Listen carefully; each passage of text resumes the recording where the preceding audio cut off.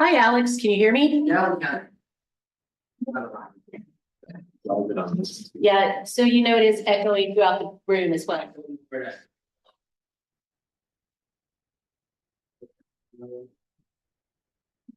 Okay, so sorry, we're just getting some feedback here. We're trying to resolve it. Okay. All right. Then now that the meeting has been called to order, we have an appointment this evening with Ben Lippem from the Port of Health.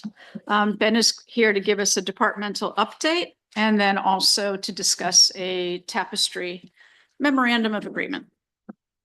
Welcome, Ben. Thank you.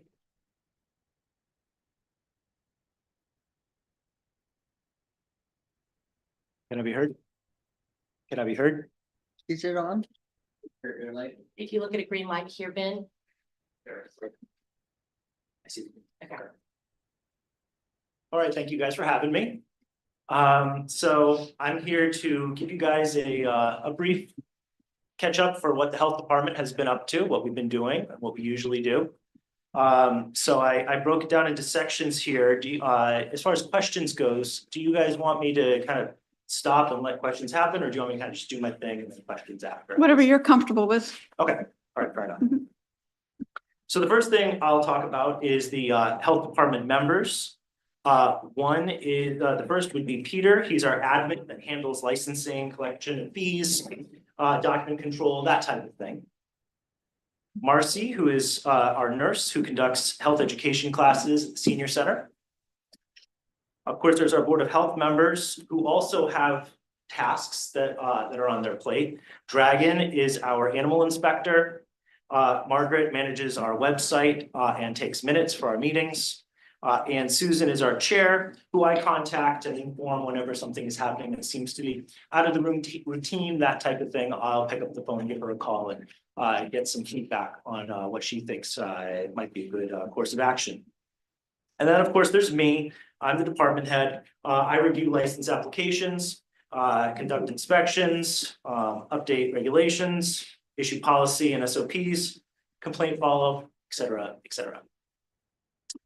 And as for the health department responsibilities, they are, plan reviews, inspections, enforcement of code, but that falls under a few different buckets, and those would be food establishments, body art, tanning, summer camps, hotels, housing code, which would be minimum sanitary requirements, Title V, which is your septic installations, septic haulers and installers, swimming pools, tobacco, lead paint, beaver trapping, hazardous waste, which we usually work with DEP about with that, and health-related nuisances. So anything that doesn't fall under one of the buckets I just described would usually fall under nuisances that we would have to deal with. So those are the department responsibilities. Before I move to what my approach is and what the department has recently done, anybody have any questions about those items?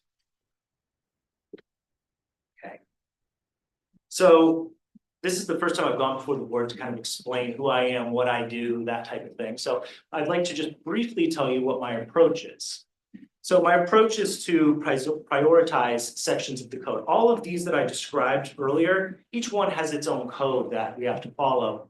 And each code has certain sections of it that are, let's say, more important than others because they're more impactful as far as the community's health goes. And I try to prioritize those sections of each one of those codes because I don't have unlimited time. So this would allow us to make the greatest impact in the department.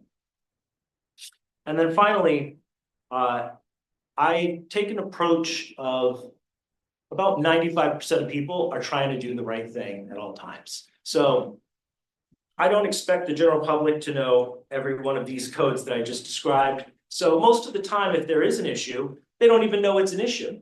And so what I'll try to do is explain why something is an issue. I'll try to show them the code that I'm talking about so that if they're confused or if they don't agree or whatever the case might be, they get a chance to see what where I'm coming from. Once that's done, they would what I try to say is, okay, now that we're on the same page as to where I'm coming from, how do we solve the problem? What do we do to get to a solution here? Sometimes that means they need a little bit more time if they're not able to solve it immediately. Sometimes it's just, can we approach this from a different angle so you're no longer in violation of the code? These are ways that I try to approach issues where we find that somebody isn't in compliance with whatever code it is that I'm tasked to enforce. Any questions on that?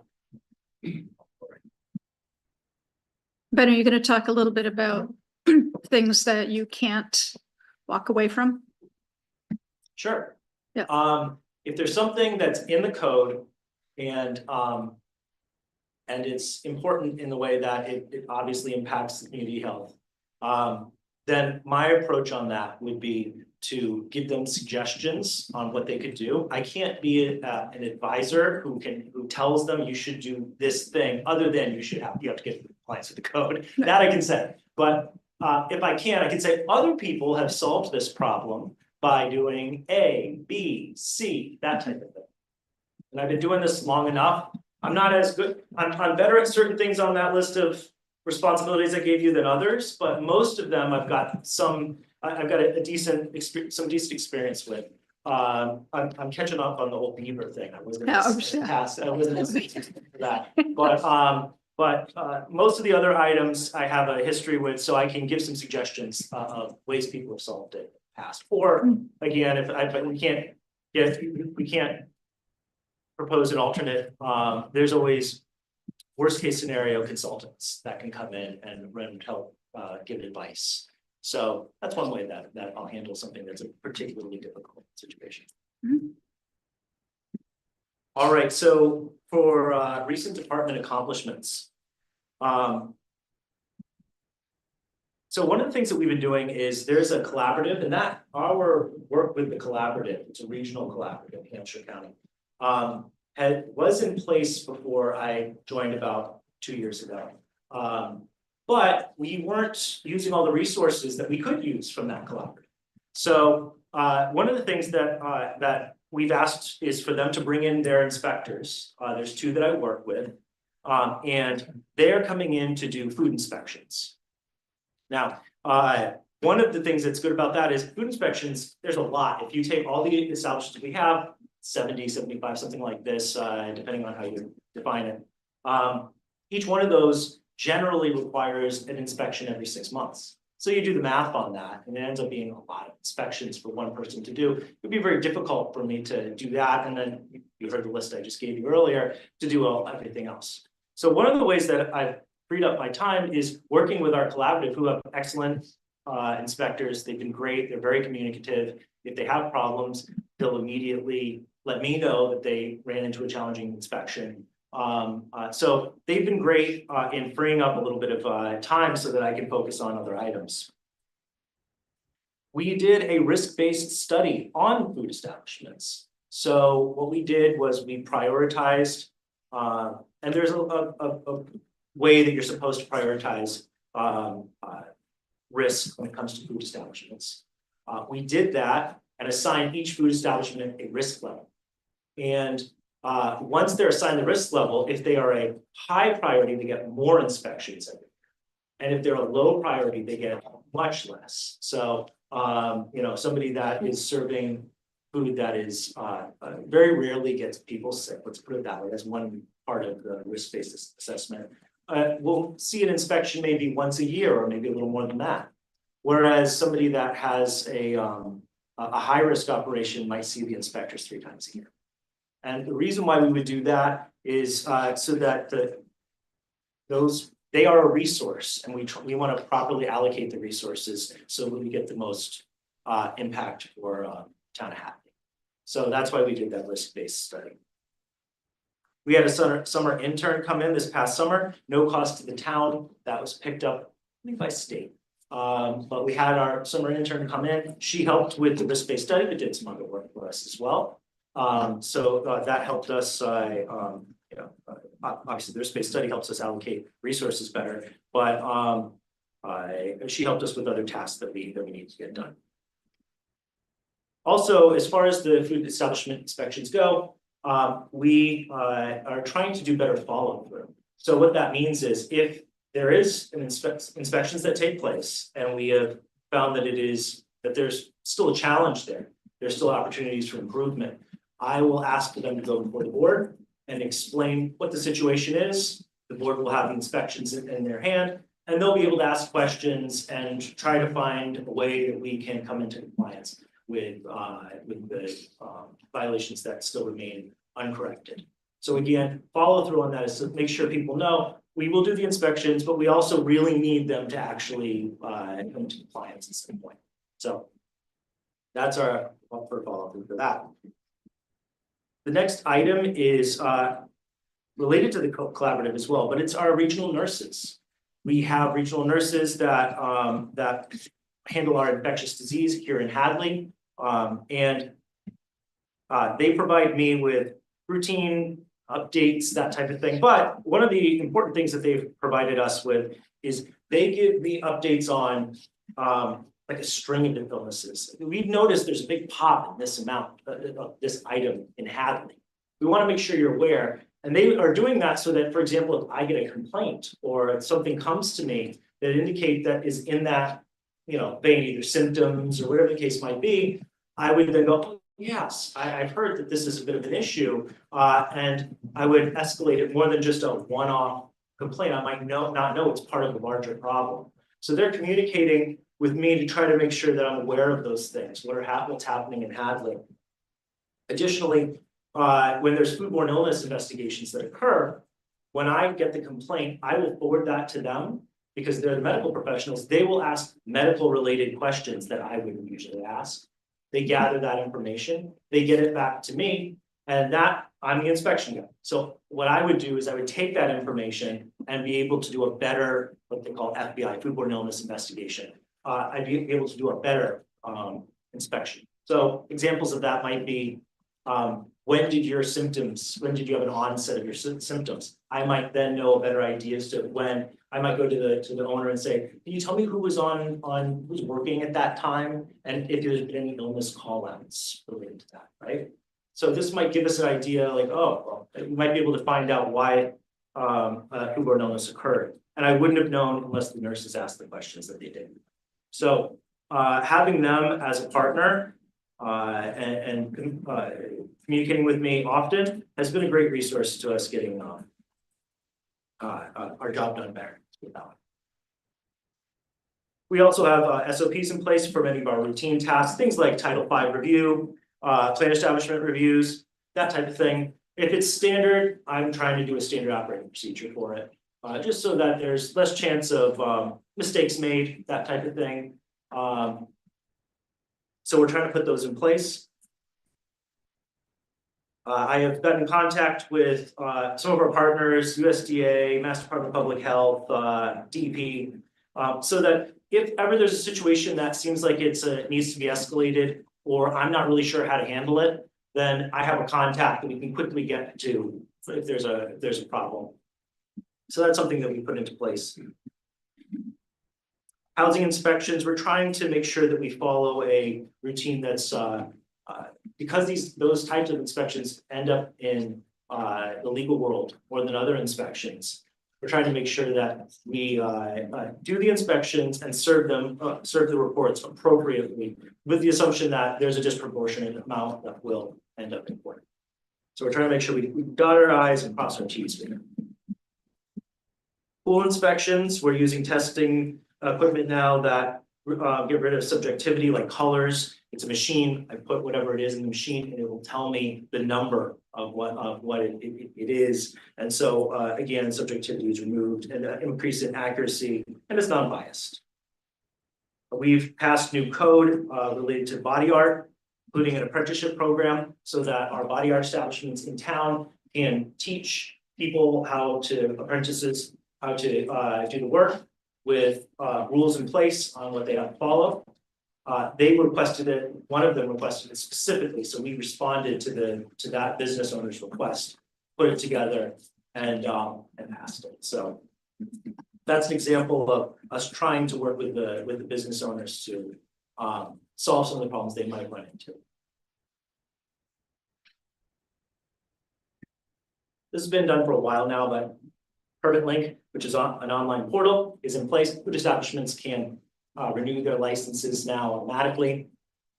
That helps us to be more efficient as far as Peter goes. It helps him out quite a bit. And lastly, a focus on revenue generation. One of the things that we know that there's that we don't generate we know we're not going to generate a profit in the health department. But there are opportunities. For example, every year we check to see the surrounding communities. If we are on the lower end of the spectrum, we'll try to get to the middle. So for our fees, so that we're not charging more than one would expect, but also that we're where we need to be. We're trying to focus a little bit more on making sure that all aspects of what we license are licensed. So septic installation, septic hauling, and temporary events. We want to make sure everybody's aware when they have to pull their permits, that type of thing, so that one, that they're being inspected and the safety is being followed, but also that that the department is properly funded as much as we can. So we're trying to make sure that we get as close to budget neutral as we can, though we know that's a big challenge. But that's one of the goals.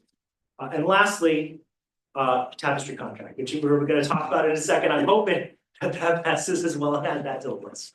But that's it for me. Any questions? Any comments or questions for Ben related to the? Well, as liaison, I would like to say how pleased I am, and the whole board should be, for bringing the Department of Health into the 21st century. Thank you. And I would like to add that I appreciate the fact that you realize that you can't do everything by yourself and you've reached out to get other entities to help you. And I think that's a really good thing. Thanks. Yeah, definitely. I learn something new every day. So. And the final question is, on that risk assessment, how many places are high? Yeah. Ballpark. It's about a third. The way that it works isn't necessarily if they've been bad in their inspections, but more so like what type of menu items do they have? Is it risky? Have we seen these types of menu items result in foodborne illness at other places? So we're talking like sushi versus a coffee shop? Correct. Okay. Exactly. Yeah. Like Dunkin' would Makes be sense. a pretty low risk thing. Raw fish. Sushi's no kill step, but we call it a kill step, like cook step. So that would be high risk. They're going to get inspected a lot. Mhm. Well, I think it's good for the public to know too, that those inspections are happening in the way that you're approaching it. The only question I have, Ben, is to Jane's point, when you started, I mean, you were the new kid on the block, and we've been running on volunteers for a very long time. So there was a pretty significant backlog for you when you came in. How are you feeling right now about what you're able to accomplish? With the collaborative's help, I think we're in a good place. Great. I wasn't able to focus, for example, before on revenue, that type of thing. Whereas now I can focus on some of those things that I couldn't do before, where I was trying to catch up on inspections. So I'm feeling pretty good. There's always more. I think there's always more things that you could do, more things you could focus on.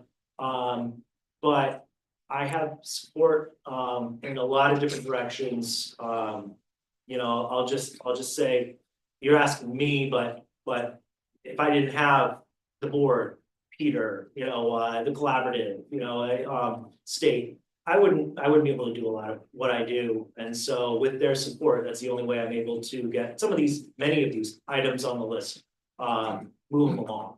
So I feel supported, let's put it that way. Okay, nothing else, then you want to move on to the next related item? So this is the draft contract with Tapestry, Ben, that you wanted to talk to us about. Sure. So I got a call from Craig's Doors sometime last year. They were saying that they had some challenges around providing medical services, counseling to some of their some of the clients that they have, and they reached out to me because Tapestry is working in Amherst, and I believe what they have to but they weren't in Hadley and they needed to, by law, the Board of Health has to invite them in to Hadley. And Ben, I'm sorry, I think there are probably a lot of people who don't know about the Tapestry organization, so. Yep, Tapestry is a medical provider. They help with I don't know if you call them medical providers specifically by definition. They provide small medical services and counseling, that type of thing for people that are primarily homeless or have challenges with addiction, that type of thing. So that's who Tapestry is. And they've been assisting Craig Stores, who helps house those people in other communities around us.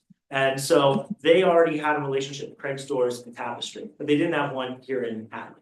And so they asked that if they could come into Hadley. And I checked with the Board of Health, they were all in favor of it. But Tapestry then said, but we need funding. We have to be able to, the state does not fund them. So they asked for us to look into how the town might be able to do that.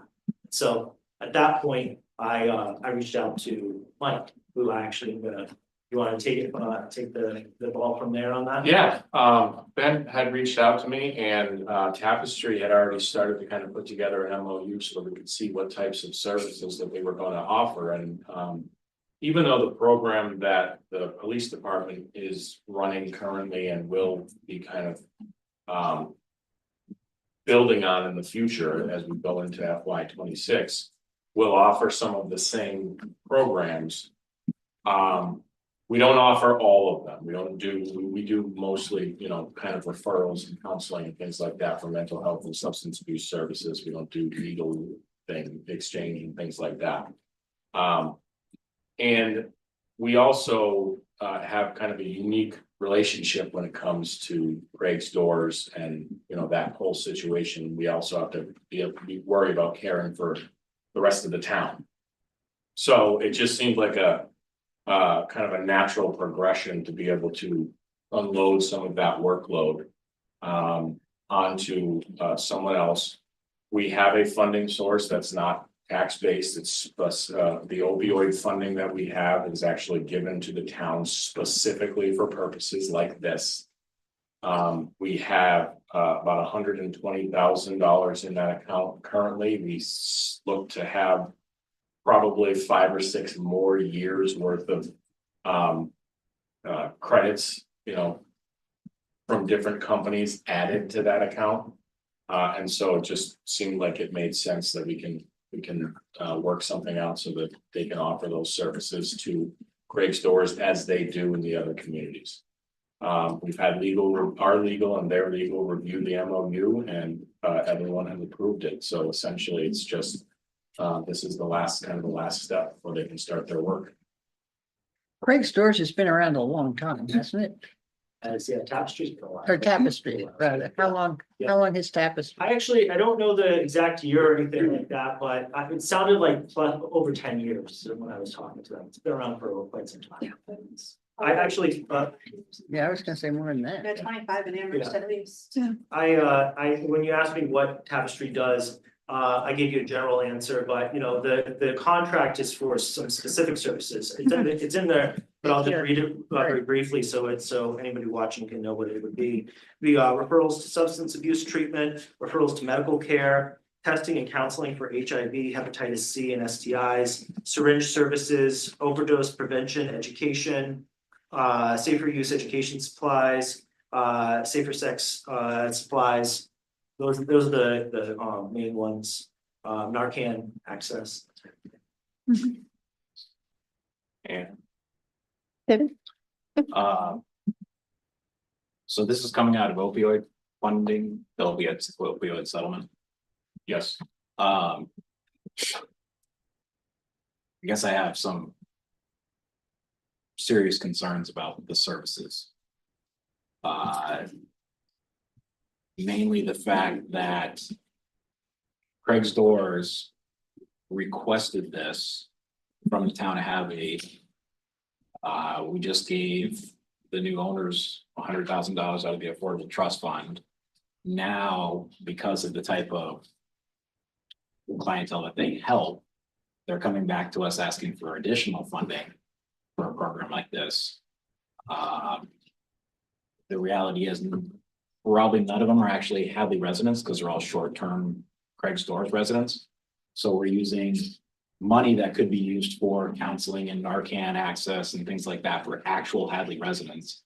And instead we're redirecting it to another organization, basically, to pay for a needle exchange, condoms, things like that, that other nonprofits should be covering. And there's residents in town that could benefit from counseling and Narcan access and things like that versus somebody that's just trying to make a dime off of space that happens to be available in town. So the whole needle exchange and safer sex supplies supplied for by taxpayers, I think is a little silly. It's one thing when the school nurse is giving it out to high school students, great. There are people in the town Hadley, but to just have transient people that we're having to fund, I've got some issues with that.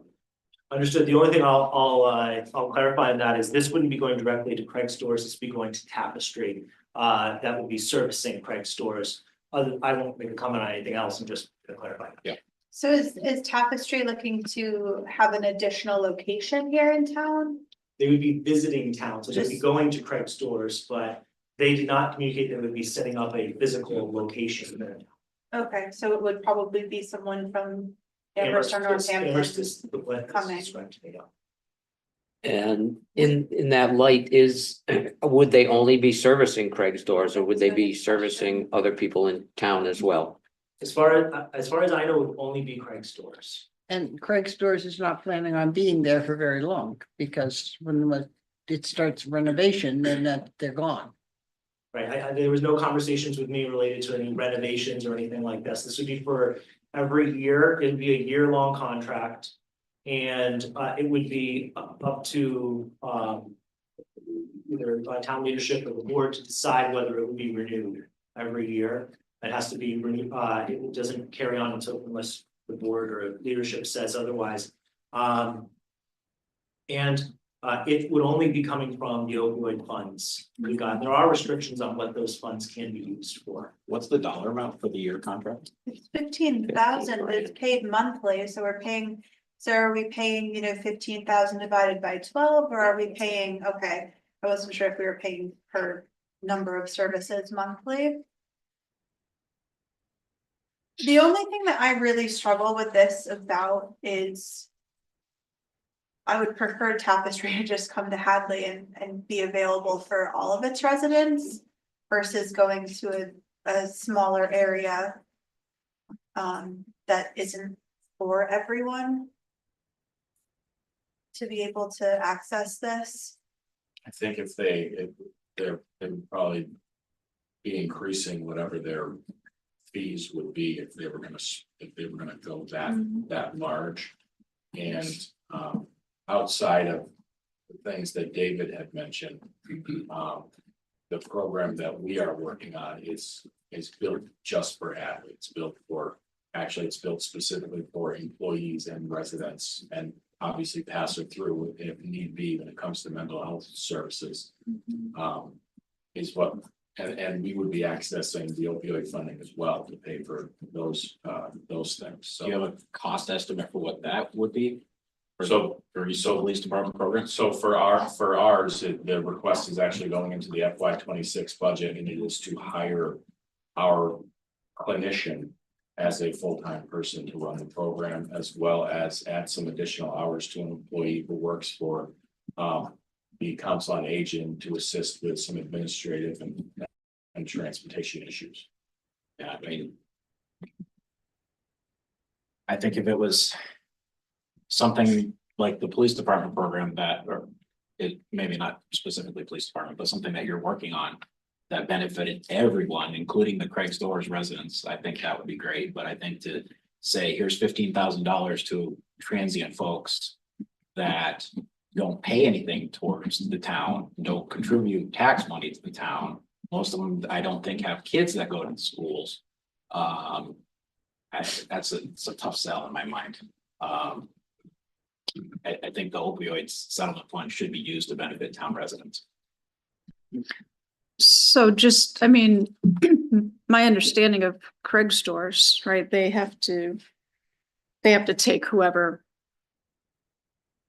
they have to take, right? Correct. And Mike, maybe you can help me here from your body of information from the policing side of it, but do we know for a fact that there are no Hadley residents there? I mean, because I know it's confidential, but there's a homeless population, I believe, in Hadley. Am I Oh, There's two of them, please, that I know. right? I mean, I can't tell you off the top of my head. Right. As far, but I can tell you that there are absolutely homeless individuals who would technically be considered, if they were placed under arrest by our department, their address would be streets of Hadley. Right. Okay. So, And then I'm also just thinking about it from a, you know, I know they're transient and, you know, again, I have no idea what the average stay is, at Craig's stores, but I think, you know, while they're in town, they are residents at that point, even if they're temporary residents, and providing, a vehicle for people to be as supported as possible while they're here, I would think, I mean, there's some element of that being in the best interest of the greater public in Hadley to have these individuals who are struggling supported and stabilized as much as they can. So I think from that standpoint, I can get my head wrapped around utilizing the opioid funds. And I guess a question question for you. Is this helpful in any way? Because I would think if Tapestry is coming in and they're focused on this one population, doesn't that then free up our clinician? Because you've said you're short. You could Yeah. use your clinician more than we already are. yeah, Right. and when we start our program in FY 26, assuming the budget is approved, we are still gonna continue to write the grant with East Hampton Mhm. to provide the clinician services part-time, because this is too much work for one person. So yes, this would take some of the load off of us by handling this. On the flip side of that, to David's point, you could conceivably allow both programs to move forward. We have the money in the opioid funding to cover them, and then if we see that we can handle these issues, you can Then then we could stop disengage this. from this program as you see fit. The only difference is that we would never be offering some of those services that, like I said, Right. David's concerned about. So, and don't get me wrong, I'm all about helping, even if they're transient to the best of our abilities, but this amounts to basically an earmark for a private organization that came to us and said, hey, we want a handout because we can't handle the situation that we brought to your town, is what it amounts to. And so I get it, we gotta help them at the same time, but in my mind, it needs to be to all of the town residents, not just one building in town. Because that's taking away from the rest of the residents that don't live in that building. So that's my issue. I mean, is it possible to instead of do a yearly contract for us to be able to do it month by month? And that way we're able to terminate it, you know, if your program works and if they end up having to leave. Or, you know, they start the, So Ben can reach out to them and make any adjustments that the board wants to make. If you're interested in having more dialogue on it, there is a severability clause within the contract, so you could sever the contract at any point. But if you can avoid having to do that and simply do it month to month, I'm sure that, you know, did they come to your meeting, Ben, or did you meet with I them? met with them, I went to Craig's stores twice. And yeah, it says that this agreement may be terminated at will by either party upon 7 days' notice to the other party. So that's part of the contract. And this is it looks like it's for July too. So this wouldn't even start until July of 25, is that right? It'll run annually, so, so this is a conversation we had about the budget this coming year. Once, assuming that it is signed by the board, then it would go into effect immediately, but it's under review. So it would be from the time that it starts, it would be until, let's say, we started in February, till next February. We start immediately, but, we had to, our fiscal year is obviously, July to June. So we had to build it into our, we had to build it into the Board of Health's budget, which is why it goes by fiscal year. So I'd like to say something in behalf of Tapestry, which is they do serve Hadley people, but they don't serve them in Hadley because they don't have a facility in Hadley. I have known people who have gone to Tapestry in Northampton because that's where they are. So Hadley residents have been served by Tapestry, but in this case, it's sounding like they need to be on site and therefore they need permission from the town to do that in our town. Yes. And so it's a clarification of that. So for example, the cessation services, for example, they want to set up at Craig's Stores to try to convince people that it's their best interest to cease, for example, drug use, that type of thing. So they need to be invited into the town to be able to provide that service. For example. Yeah, I mean, where in this agreement, and I'm sorry, maybe I read it too quickly, where does it say that this is specifically limited to Craig's Doors?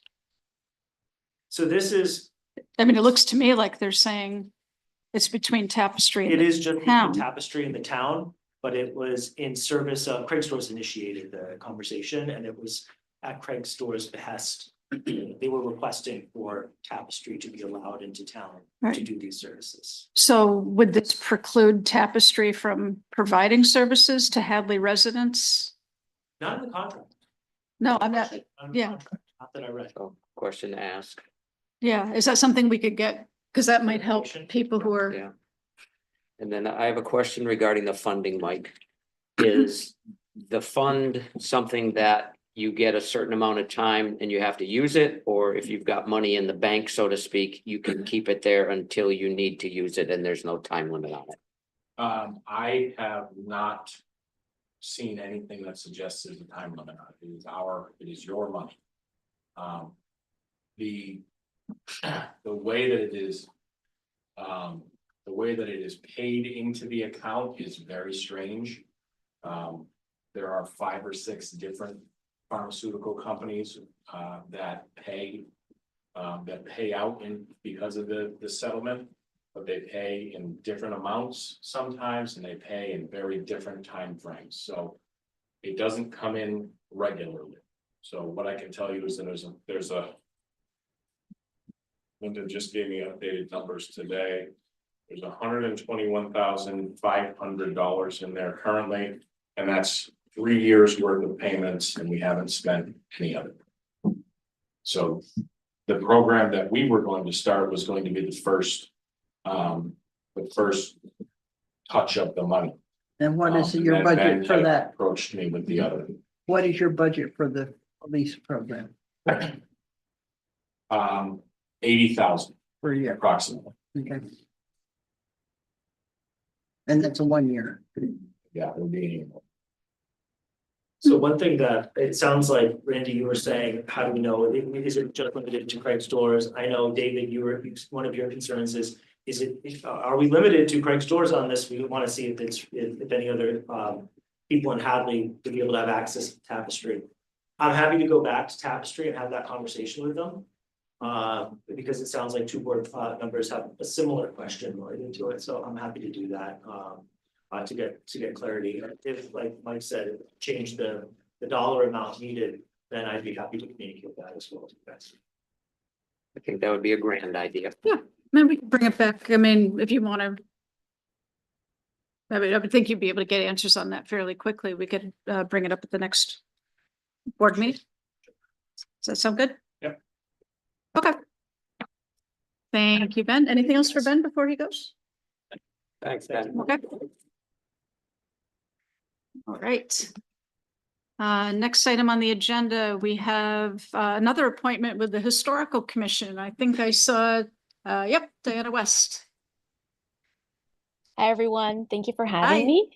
For Mhm. those of you who don't know me, I'm Diana West, and I am the chairperson of the Hadley Historical Commission. I use she, her, hers pronouns. And if you can't see me right now, I am a white woman in my mid-30s with curly brown hair, and I am wearing a black shirt with flower embroidery on it. So thank you guys so much for having me. I'm just going to give a quick update on what the Historical Commission has been up to and what we are looking forward to. We welcomed new commission member E. Dragon this past fall. We'd just like to express our thanks to Denise Barstow-Mans for her years of dedication to the commission as she resigned last spring, and then we welcomed Dragon. In September, we installed our 4 signs that contain historical information in both English and Spanish. We held a special unveiling ceremony, which was attended by current and former commission members, select board members, and members of the community. Once again, a big thank you to Dan Regish for donating his time and talents to install the signs. We are wrapping up our other 2 projects that we originally got funding from the CPA for. This includes the updated version of the West Street walking tour, which will be going to print very soon. Commission member Brianna Quinn has taken the lead on the audio driving tour. She is a professional voice actor, and she has been working with Alex over at Hadley Media to get that recorded. Looking forward, coming up on March 8th, we will be working with consultant Chris Skelly to do the preliminary work on the preservation plan summary. This includes a 3-hour tour of Hadley's historical resources, as well as an afternoon session determining next steps. Preservation plan summary will help to determine the commission's focus moving forward and prioritize specific historic preservation initiatives. We have also been talking about the use of the town common. Last year, yourselves, the select board, came to us about sort of our process for reserving the common space. Commission member Mary Carney is currently researching other towns' policies to inform how to move forward. There has been a renewed interest in house plaques that specify the year the house was built and other identifying information. Many of the houses around town with existing plaques received them in the 1970s during the bicentennial celebrations. Commission member Irene Costello is putting together a proposal to offer house plaques to people around town. And we continue to support the Port Phelps Huntington Foundation in their historic preservation efforts, as well as the Hadley Historical Society. And we look forward to continuing to work with the town on the work being proposed to the town hall and eventually the Goodwin Memorial Library building. Any questions? How many people do you have on the commission right now, Diana? We are filled up at 7. Oh, good. Okay. Yeah. Great. Yeah.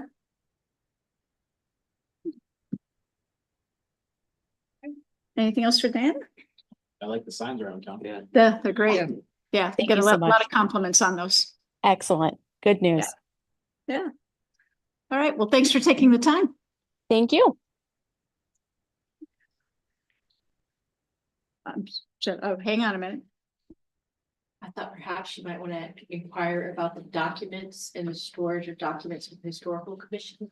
Because that was something that y'all were discussing about document retention. And you were going to check in with the committees as they came in. That's right, as they came in. Okay. Okay. So Dan, one of the things we've been talking about is trying to determine, we have so many volunteer committees in town. Where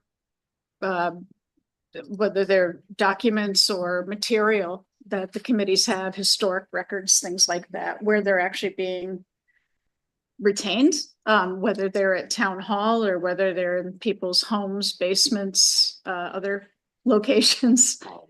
Yeah, so just any thoughts on that, or is that something that you could maybe get back to Jennifer on at some point? As far as I know, anything that is not digital is somewhere with the town. I think they got moved to the Goodwin building, not entirely sure. I know the majority of what is there are copies of what is in the MACRIS database, the Massachusetts Cultural Resources Inventory System. Before COVID happened, we had been talking about a digitization project for our files. Unfortunately, that got shelved, if you will, as we focus on other projects. If this is definitely a priority for a town, then we can prioritize going through those files and seeing what should be saved and what can perhaps be recycled and consolidate things. I can reach out to past chairs to see if they have anything. I mean, since I joined in 2018, we've been keeping mainly everything digital. Great. Okay, no, that sounds good. Thank you. Thank you. All right. Okay, next item, we have the consent agenda. And I'm It's blank. saying a blank consent agenda. We have no consent items this evening. No. Yes. But I've never had that happen. You have tons of, well, you don't have tons, you have 2 minutes already loaded in for next week. Okay. So it's coming back. It's just I was out of town.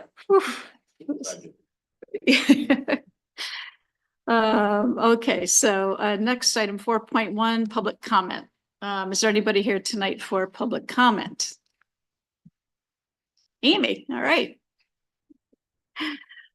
Yeah, make sure you say your name. Amy Fiden, Old Spring Lane, and Finance Committee. So I just pretty much came because I wanted to watch about the ambulance and where we are with the with our finances. I had seen the tapestry on the slate to be talked about. I kind of just want, I mentioned it at the end of on our fall town meeting that I have, you know, we're spending a lot of money. This is an issue. We are spending a lot of money. I just want to bring it back to show you where we were. I pulled out the 2015 handbook. This is not that long ago, 10 years ago, right when I joined. Okay, back then we had Connie as our treasurer. We had Joan as our assistant. We had Dave Nixon. Connie did 35 hours as a treasurer. Joan did 30 hours and David Nixon was there. That was 65 hours. Though that now same duties, the same exact duties are now, we have a full-time treasurer, full-time assistant, HR director, full-time payrolls and benefits. I think we're going to be going with that, maybe a manager type, full-time assistant, at least 190 hours. We went from 65 hours to 190 hours. Huge jump in 10 years. I mean, the spending is crazy. So in the population, I just did a quick thing. The population was 5,315. It's now 5,257. It might not be exact because that was just quickly on Google. So it's not just his numbers, but I'm just saying, we had Route 9, the population isn't, yes, it's going to get more expensive. And we are going to have more rules and regulations. That happens. And I get that, but it's going up too fast. Where the revenues aren't coming in that fast. We're spending money too fast. So I just wanted to put that out there, especially when I keep seeing us spending money. I thought that possibly when you have, when a business is going to want to downsize or something like that, what will happen is they might let go of the people that have been there the longest because they're the most expensive, the most vacation time, they're the most expensive, right? Because they've had so much experience. Here, it feels like that would be, we have some long-term people with all this experience, all this built up time, and now they're retiring. So now we should be able to scale back and maybe pay less. Instead, I feel like, oh no, when someone retires, we give the next person more money, more hours. I feel like it's going the wrong direction. We need to slow down. And I just wanted to put, since I was here to watch the fire, or watch the ambulance, I wanted just to put my 2 cents in before I start up in the spring for all the budget. So that was it. Just my 2 cents. Okay. Thank you. Thank All you, right. Amy. Thanks, Amy. And again, obviously, we can't respond, you know that, so, okay.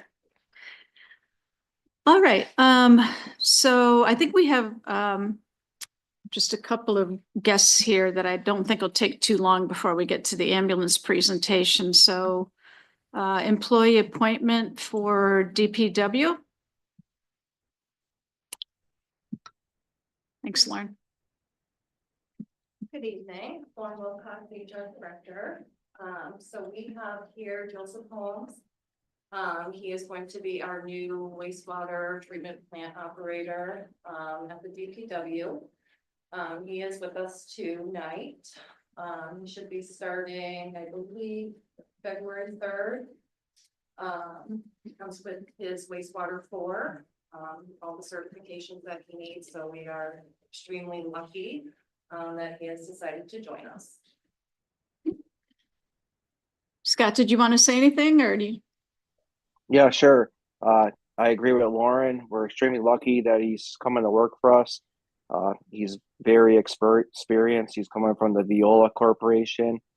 So this is I feel a huge hire for the wastewater department. I couldn't be happier with the decision to hire him. Okay, great. I see he's here. I don't know if he wants to come on camera, or if not, that's okay. But I'm sorry, everybody. I'm trying to get my camera to work, but this is my first time on Zoom, so but you're doing well if you manage the audio.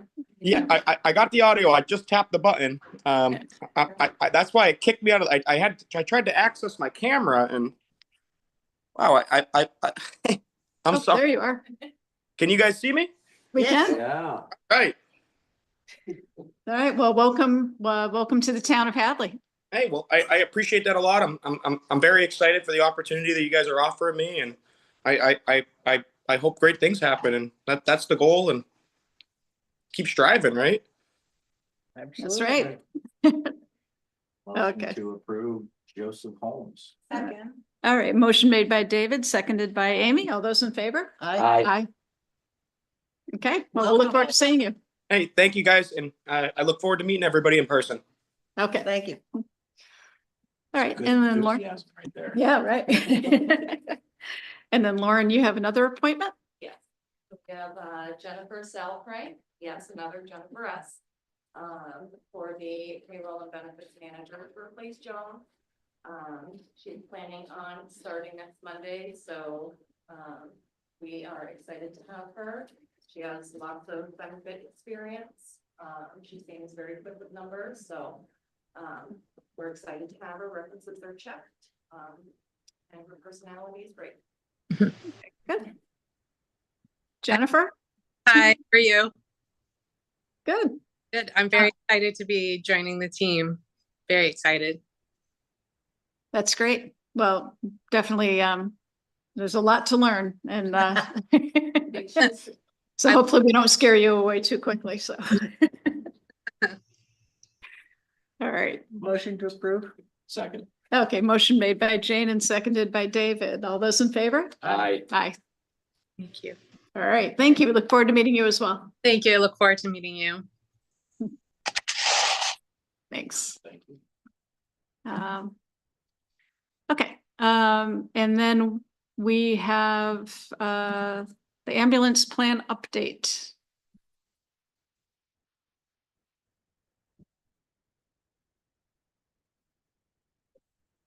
Hello. You gotta bring the muscle with you tonight? Whatever I miss. Wish I wasn't so blind now, but. Welcome to old age. So, Mike Spangle, the fire chief, and Then Brian, Deputy Fire Chief. so thank you for having us here tonight. And I'm sorry it's taken some time. We've been extremely, obviously busy, but also have got some challenges over the past few months.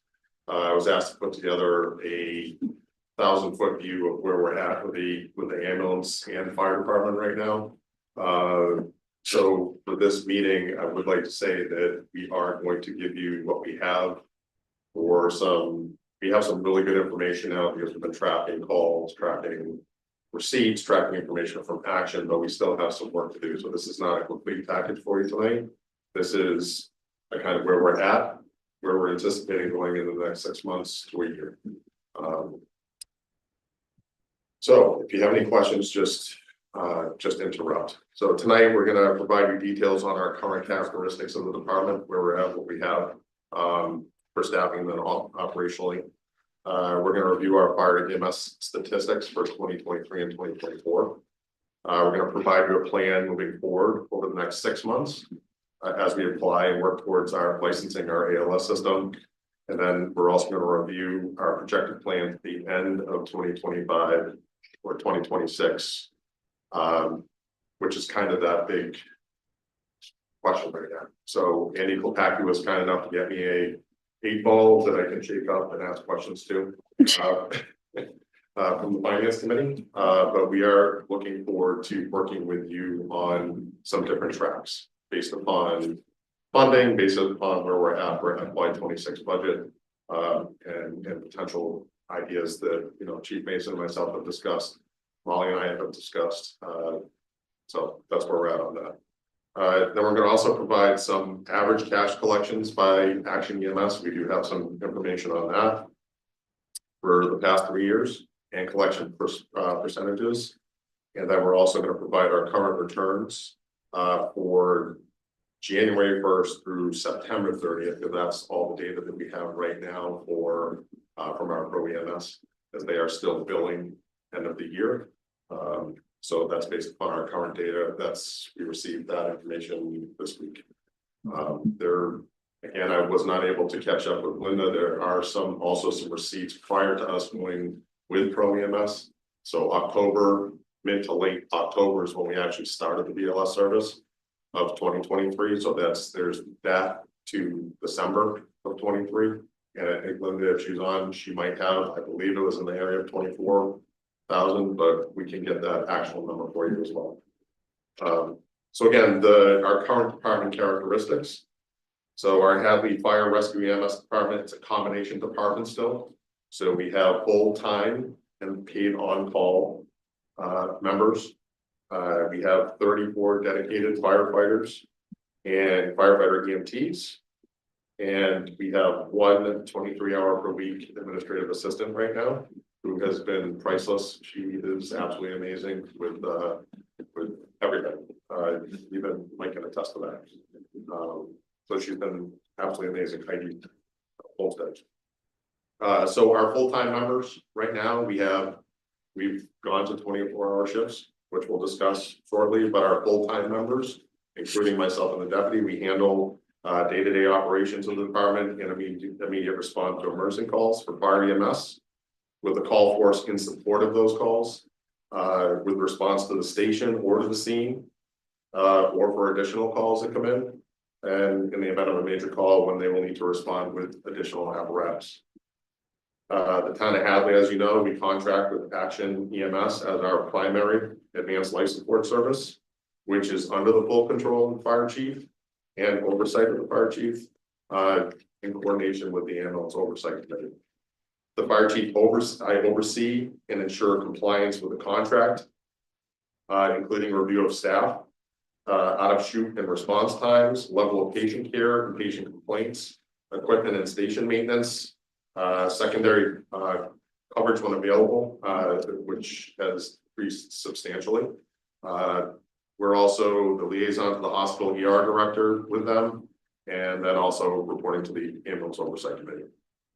So it's the policy of the Hadley Fire Department that our full-time staff respond to all EMS calls with Action EMS. And as we've had questions on this before as to why, and it's to provide support and advanced care in the event of a major medical, and also to ensure timely and safe packaging of and transport of patients, allowing an improved turnaround time at the hospital to be available for additional calls. This isn't every single call. If we evaluate a call and it's something that's minor, our truck will be freed up and head back to the station. If we have multiple calls occurring at the same time, they will communicate with the staff, with the crew at the scene to see if they're available to free up. But I can tell you that we have numerous calls that are serious enough where we need a minimum of 4 people and maybe calling for additional. In October of 2023, the department placed into service our first town-owned and operated basic life support unit. to cover secondary EMS calls. And it was estimated that our primary ambulance service was missing between 100 to 150 calls per year. Due to Action Med 1 being committed to a call, overlapping calls, or calls requiring multiple units, for example, a motor vehicle accident that has multiple injuries, you can't stop them all in one ambulance. Or mutual aid calls. And Just real quick, for instance, last night there was a car accident, there was 3 patients, we had our ambulance, our ambulance action and Amherst down as well, and that was just last night. So we'll come back a little bit more on that a little bit later, but our current full-time and on-call staffing model right now is we have a full-time chief, full-time deputy chief. We're both EMTs as well. I also serve as the emergency management director for the town. We have 1 full-time fire captain, EMT, who's also our maintenance person. That's Brian Washkevitz. We have 1 full-time fire lieutenant EMT that's responsible for training, and that's Michael Minahan. We have 2 acting fire OICs right now that are EMTs. We have 5 full-time firefighter EMTs, and we have 3 paid on-call fire lieutenant EMTs and 2 paid on-call fire lieutenants that don't have EMTs. They've decided they don't have the time to handle that, or nor do they want to handle the medical side. And then we also currently have 12 paid on-call firefighter and firefighter EMTs. So our call force obviously has declined from the years of having 30 to 20 to now 17. So of the 9 full-time firefighter EMTs, we have 4 who hold their paramedic certification right now. We also have 1 firefighter who started a program in September of 2024 and will hopefully be completed with that 2-year process no later than February of 2026. And we also have an additional firefighter who is looking to start the paramedic program this fall. And we also have 1 call force member who is currently completing her paramedic program as well. We have a union in town now. We have professional firefighters, 5486, which we are currently in contract negotiations with, and we have a very good incentive program to get folks to want to go to the ALS level and become paramedics certified.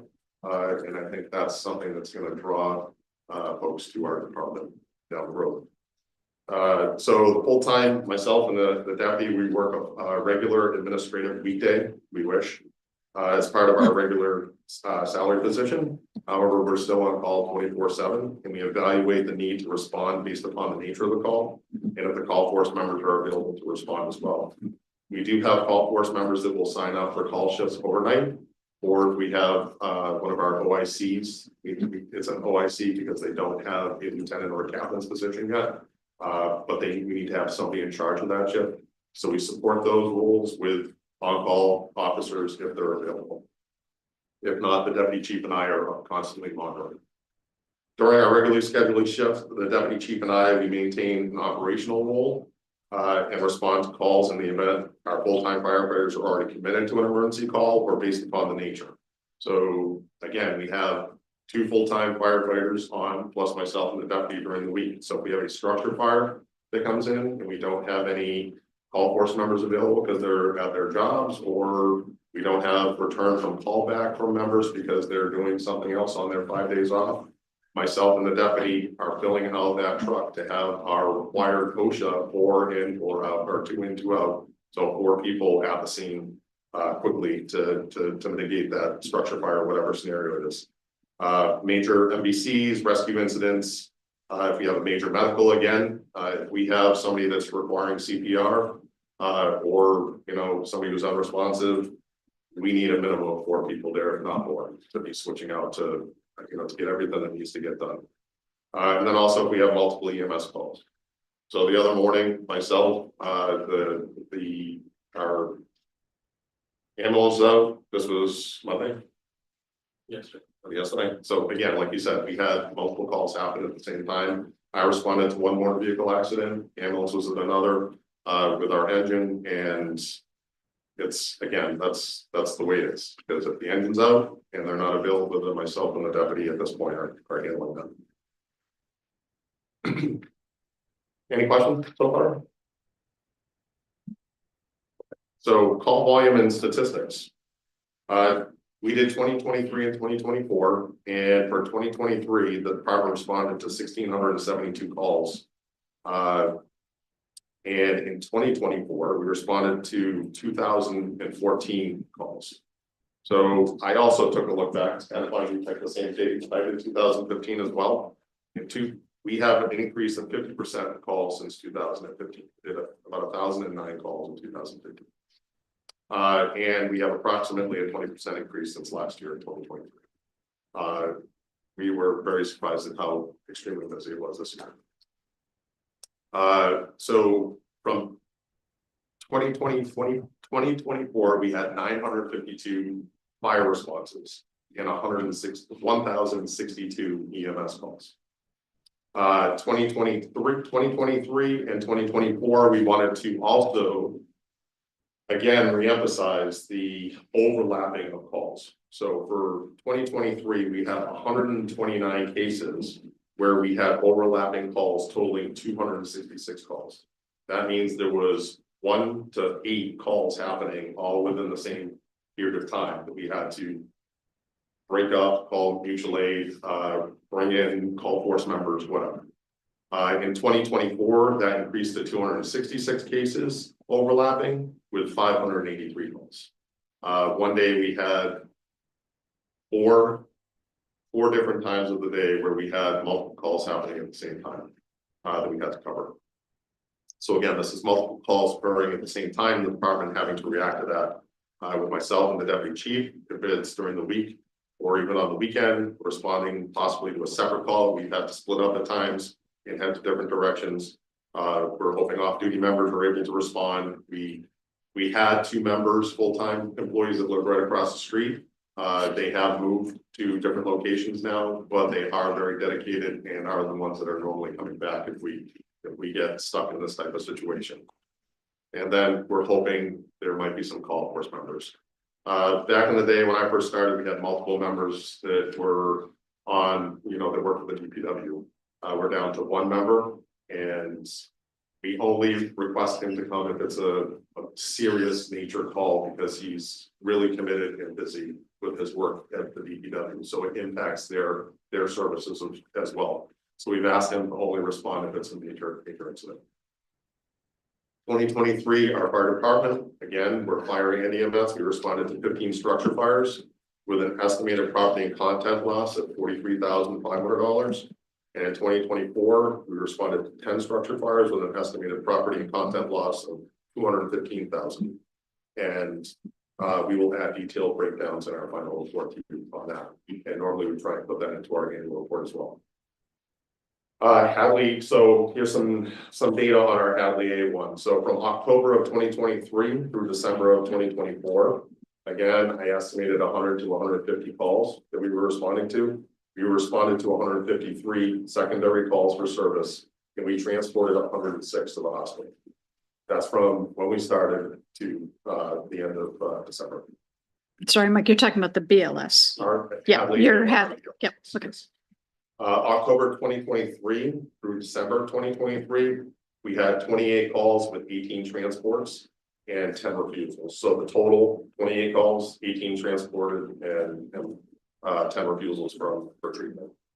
Then January through December of 2024, we responded to, we had 88 transport and 37 refusals.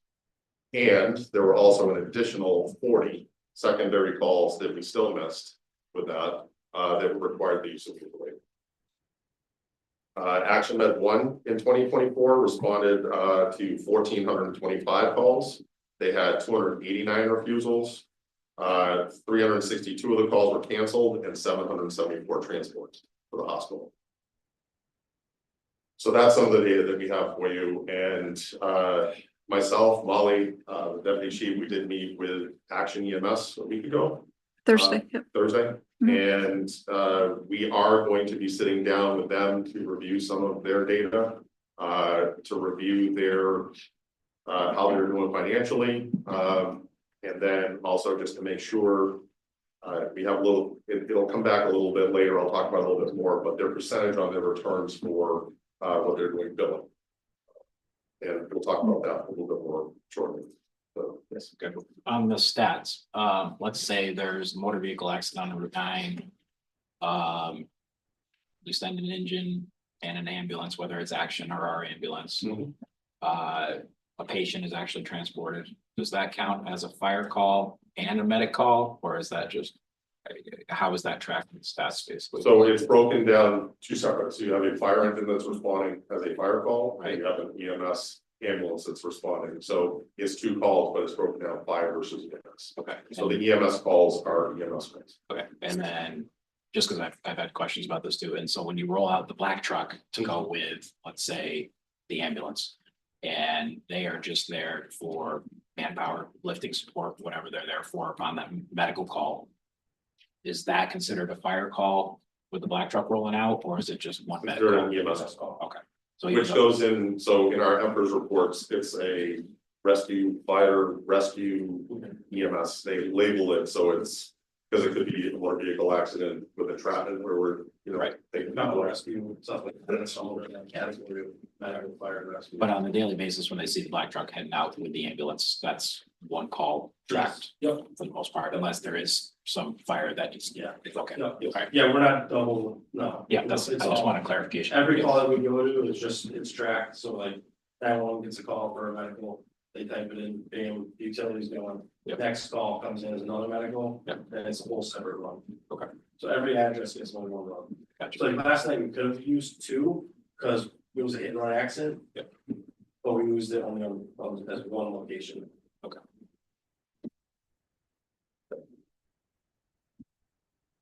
So we're gonna go into our 6-month goals. So our goals, as we have stated to you, by July 1st of 2025. David Spafford, our EMS coordinator, firefighter medic. He's working diligently on the final application and certifications required to transition to our ALS ambulance. He think it's pretty close to complete with submitting that. We're completing, so we just, we took ownership of Hadley A2, the 2022 ambulance that we received from Adams Ambulance Service, which now that we actually received it, it's all the stuff that they provided in that ambulance. We can't thank Adams Ambulance Service enough for providing that to us. That ambulance is, it's a $400,000 ambulance all day long. Maybe even a little bit low on that estimate.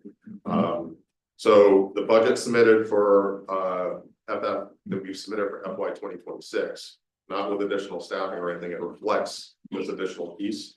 Because now we're gonna be licensing 2 ambulances. We do have some pretty serious equipment in these ambulances, including the power cots, the stair chairs. All of those have maintenance contracts. However, they're a 5-year maintenance contract, so our A1, our primary ambulance right now, the Northampton ambulance that we received. That one is under contract already, so the funding that's in this budget would be to add those additional pieces of equipment that came with the ambulance under that maintenance contract. And again, I think it's a very important insurance policy because if one of those fails and we have a patient fall on the ground, if we don't have, it's almost like us not doing our annual pump testing and that stuff on our fire trucks. We're taking it an extreme liability. So that's reflected in that budget. We're planning to complete training on the new vehicle because it's different than driving a Freightliner, and there's different places that so our A1 is a Freightliner or a bigger truck, but all the equipment in it and how it's laid out, it's a little bit different, so it's not big. So we're planning on making sure that we complete that training on the new vehicle. We're doing it set up by this time, and we're hoping to have that running at the BLS or ALS level based upon staffing and approval by MedCon.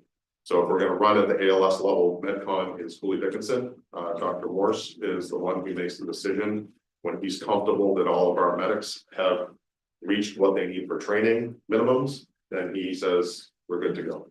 We're pretty confident that we have 2 of our medics right now. We feel will be allowed to operate immediately. And we have another 2 that are actually working feverishly right now before we even go ALS by working for other systems to get their time in. So they're working in Hatfield, working in AMR. So we're hoping that they'll be prepared as well. And just real quick too, so like, the chief says that we're working with Dr. Morse for MedCon. So Dr. Morse, he's the lead doctor over at Cooley Dickinson Hospital. So he's in charge of, like, basically our paramedics work under his license. So that's why he wants to make sure that everyone is certified and qualified and doing the right thing, because it's his license that he's signing off on for our paramedics to work in our town. So for January 1st of 2026, so we're hoping to, at a minimum, to have staffing available to run at the ALS level. And depending on how we complete that staffing model, there's kind of two directions. Whether we're staying as second calls or if we are moving into a primary role and working with Action on that transition where they would be no longer our primary ambulance service, so we would be bringing the revenues in for ourselves. So again, that's kind of the question right now. That's the crystal ball we're trying to figure out. And again, some more discussions to come in the future. What else? Okay.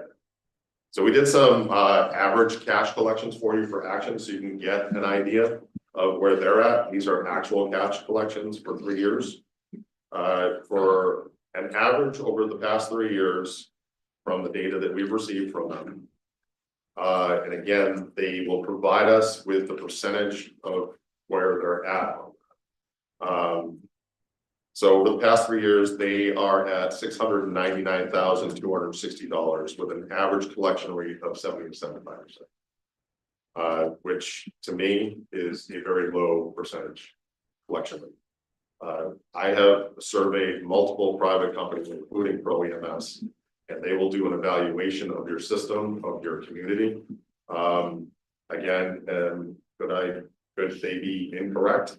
Having spoken with other fire chiefs, in Western Mass, I think it's quite low, and it's gone down. So we've gone from 75% to 71%, 70%. So again, that's why we want to sit down with Action and see where this is happening. Is it because they're doing billing in-house? We had that concern when we were with Amherst.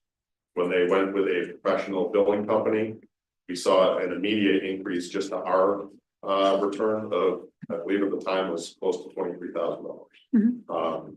And Mike, just again, for the board, just making sure we're understanding. So for the sake of argument, just call it not $700,000 of gross billings, but then you don't collect everything, right? Because some of it, people aren't going to pay, the insurance companies, whatever.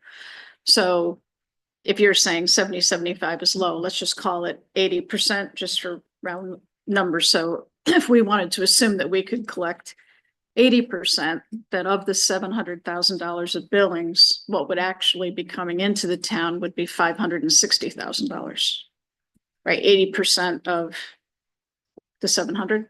560. Right. No. This is what they actually received. That's actually This is their. Oh, so the 700,000 is the 70%. Okay, that's what I want to make sure because it seemed low. Because I was getting nervous on our cost to run the service. Exactly. No. Their net contractual billing for, I'll just give you one example, for July 1st of 23 to 24, net contractual billing was 1.158 billion. So their cash collections through, again, we wait for a 3-month look back, was $738,321. Plus they added to that our $180,000 contract rate that we paid them, which brought them up to a total that they received of $918,321. So that's why their new threshold caps where we get a return on our investment, we didn't meet their threshold. So that's why we received back that year or this past year, 141,000 of our contract. So their rebate floor cap, according to this, was $956,514. Does that all make sense to me? Okay. So Hadley A1. So we were able to get up-to-date information from our Pro EMS provider from 1/1 of 2024 through 9/30, based upon our current data. Again, we're at BLS level, only doing secondary calls. anticipated, because they are still trying to collect close to $20,000. It hasn't been processed yet. Is anticipated at $56,586.45. So again, that's running the second calls, and that again is only for 9 months. So we don't have complete statistics for a year yet for you. For our backup vehicles. So again, doing some projections for you. So again,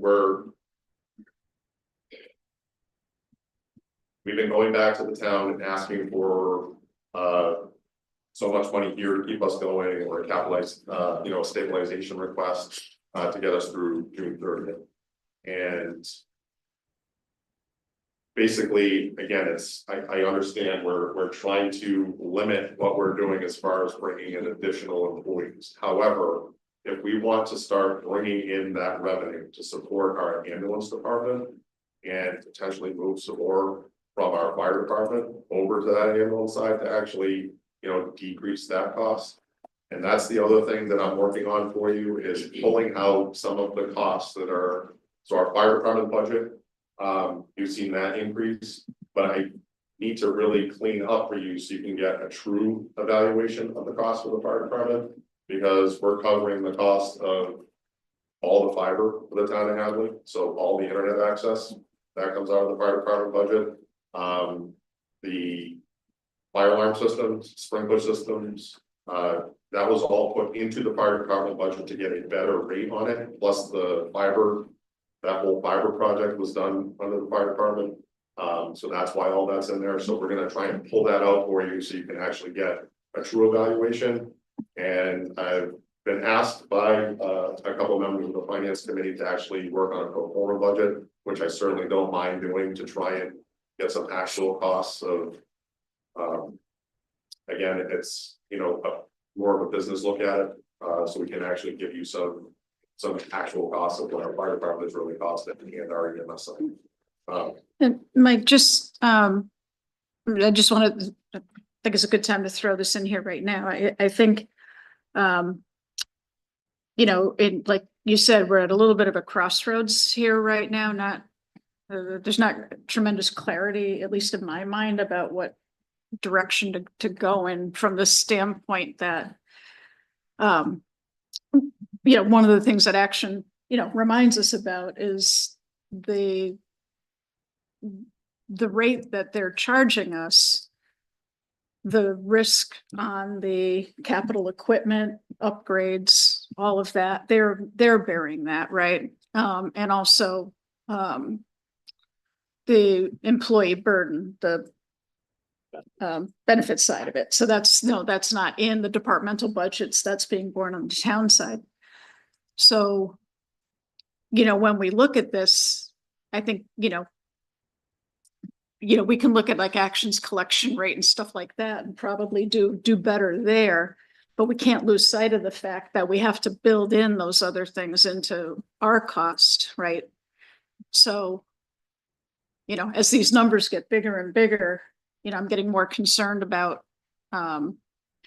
pulling in going 100% with the ALS, depending on the time frame, the amount of revenue that we're pulling in, and until we actually, Mike and Evan sit down and put pen to paper, we could be building ourselves into a loss position, which I don't think we want to.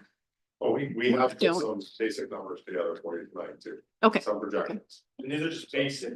Again, we're being on the conservative side for you, because again, Action bills out at a different rate as a private ambulance service than what we would be billing out as a fire-based EMS service, based upon evaluating all the Western Mass fire-based EMS systems. So every year, the Western Mass Fire Chiefs puts out a request for everybody's information on what they're getting for a BLS call, an ALS call 1, and an ALS call 2, depending on the severity of it. So again, when we did this change from Action billing us, because we're having a real hard time getting our money, we changed to Pro EMS. Pro EMS is what said the same thing. You guys are out of your mind if you're going to bill out as a, as a municipal ambulance at that rate. So we sat down with them, we discussed, and we are just, like Ben was saying, we are in the thick of it with everybody else. We think we have a very fair rate. The fire chiefs have already been talking, we have a potential of a 2.4% increase on those rates this year. There is some information coming back from legislation to try and increase the Medicare, Medicaid. There are reimbursements on Medicare and Medicaid side that we haven't even done yet because we're not operating as a full-time ambulance yet, which we would be looking at. So again, there's still some unanswered questions, but we did put together some projections based upon what we're bringing in for our costs if we were going to go ALS, because those costs have been established. So for very conservatively, again, Action responded to, you heard the number of calls that they responded to. We're basing it upon 700 calls. I can tell you that we just started receiving mutual aid requests from the town of Amherst. For the first time in our history, with the new chief, we sat down and he stated that he would start calling us primary because we're their neighbor. And if we had an ALS ambulance available, we could anticipate the potential of an additional 100 to 150 calls going to Amherst a year. Northampton, we are third on their list right now, but they are chomping at the bit, waiting to hear from us on when our fire-based ALS ambulance goes into service, along with our neighbors to the north and to the south. All of our ambulance services are strained to the max. And we'll talk about that for a second after this, but very conservative projection on our fees. 700 calls, so low, in my opinion. And we estimated, so when we estimated for a BLS call, we estimated based upon all the research I did at $750 per call, to be safe and conservative. So for 700 calls at $1,500, because we would be running ALS, we're estimating 1.05 million coming in, and that's for actual transports. Again, I think that's definitely a low number on the call side. And I think it's a reasonable call. Again, we went a little bit lower on that rate like we did when we were estimating the BLS side. Is that 1.05 billed or is that 1.05 collected? Based upon 700 transports, so if we evaluate what we got from Action, again, I can't tell you we could have a COVID year. So we saw a decrease down to 540,000 when we were in heat of COVID. So let's hope that doesn't happen again, but this would be cash receipts, correct? Yes. And that's why we based it at 1,500 and not, we didn't multiply it by if our ALS rate is 3,600 or 3,800. Anyway, you want to go through that? Yeah, so Pro EMS, they give us this, and our rates, so for a BLS ambulance, if it's just a BLS call, it's 1,600. For an ALS 1, which is probably just like an IV and minor, not that many medication, is 2,200. And then for an ALS 2, which is a lot of medication, a lot more advanced life support, it's 3,600. And again, that doesn't, there are some other, there's mileage, there's other add-ons to that as well. And we'll get that information in that packet for you as well. But again, you're not getting that rate from everybody. If you have a Medicare or Medicaid call, sometimes we'll have folks that have secondary insurance and maybe get close to that, but you might be lucky to get $350, $400 on an ALS. So that's why we were being conservative with our numbers. If we were to estimate at 850 calls, which I think is more reasonable, conservative estimate again at the $1,500 per call is 1.275 million. And again, I understand the budget and revenues are very important, but I also want you to understand that we've increased in calls by 50% since 2015, and it's not just the EMS calls. On top of the fact that we have a deputy chief and a fire chief that are, I mean, again, we're all very dedicated, but it's not just running calls for us. We are doing inspections. I would like to say thank you to Ben, because Ben has added a whole new layer to our inspection coordination. He brings a whole new value to when we have an issue in town, bringing him in to make corrections and with some of these issues that we have with these student stuffers or folks that are reporting or whatever. And he does it in a real educating way rather than the hammer way, like when I first started. So again, just remember that we are doing inspections along with our crews. Our crews are not sitting in the station. They are maintaining equipment. They are training daily. There's a lot, and the amount of requirements that we have to have on board now, it's crazy. It's a lot. It's a real lot. It's a lot more than when I started 25 years ago. So again, our concerns with action, again, we love having action in town right now. But my concerns are staffing at the medical level. We have been up and down with not being able to staff at the ALS level, having to alter our contract to include Northampton into our contract, stating that they would send an ambulance at a detail rate to our town that Action would then have to reimburse, which is straining their department. We even opened it up to Amherst and Belchertown, because Northampton was unable to fill it half the time because they're short-staffed. I have a concern on their percentage of return and would like to work with Mike on that to see why they're only getting a 70% or 75% return on all of their receipts. And then again, could I tell you that they're going to close tomorrow? No, but I can tell you that we should have a plan in place, because if you take a look at Adams Ambulance Service, that had to close their doors very quickly, and then just recently Palmer Ambulance Service, where the chief of Palmer was just doing what we had done. He had just started 2 weeks. He was into his BLS ambulance that we worked together on for his transition, and then his primary ALS ambulance service went out of business, closed the doors like that day. All of a sudden, he's the primary ambulance service. So the trickle down effect to all the communities around it even reached to Hadley, because now Belchertown, Ludlow, Wilbraham, Chicopee, Amherst, everything spreads out to try and handle that at once. So that's another concern that we have. Again, the positives for in-house, more control. The ability for myself and the deputy to focus more on our responsibilities administratively.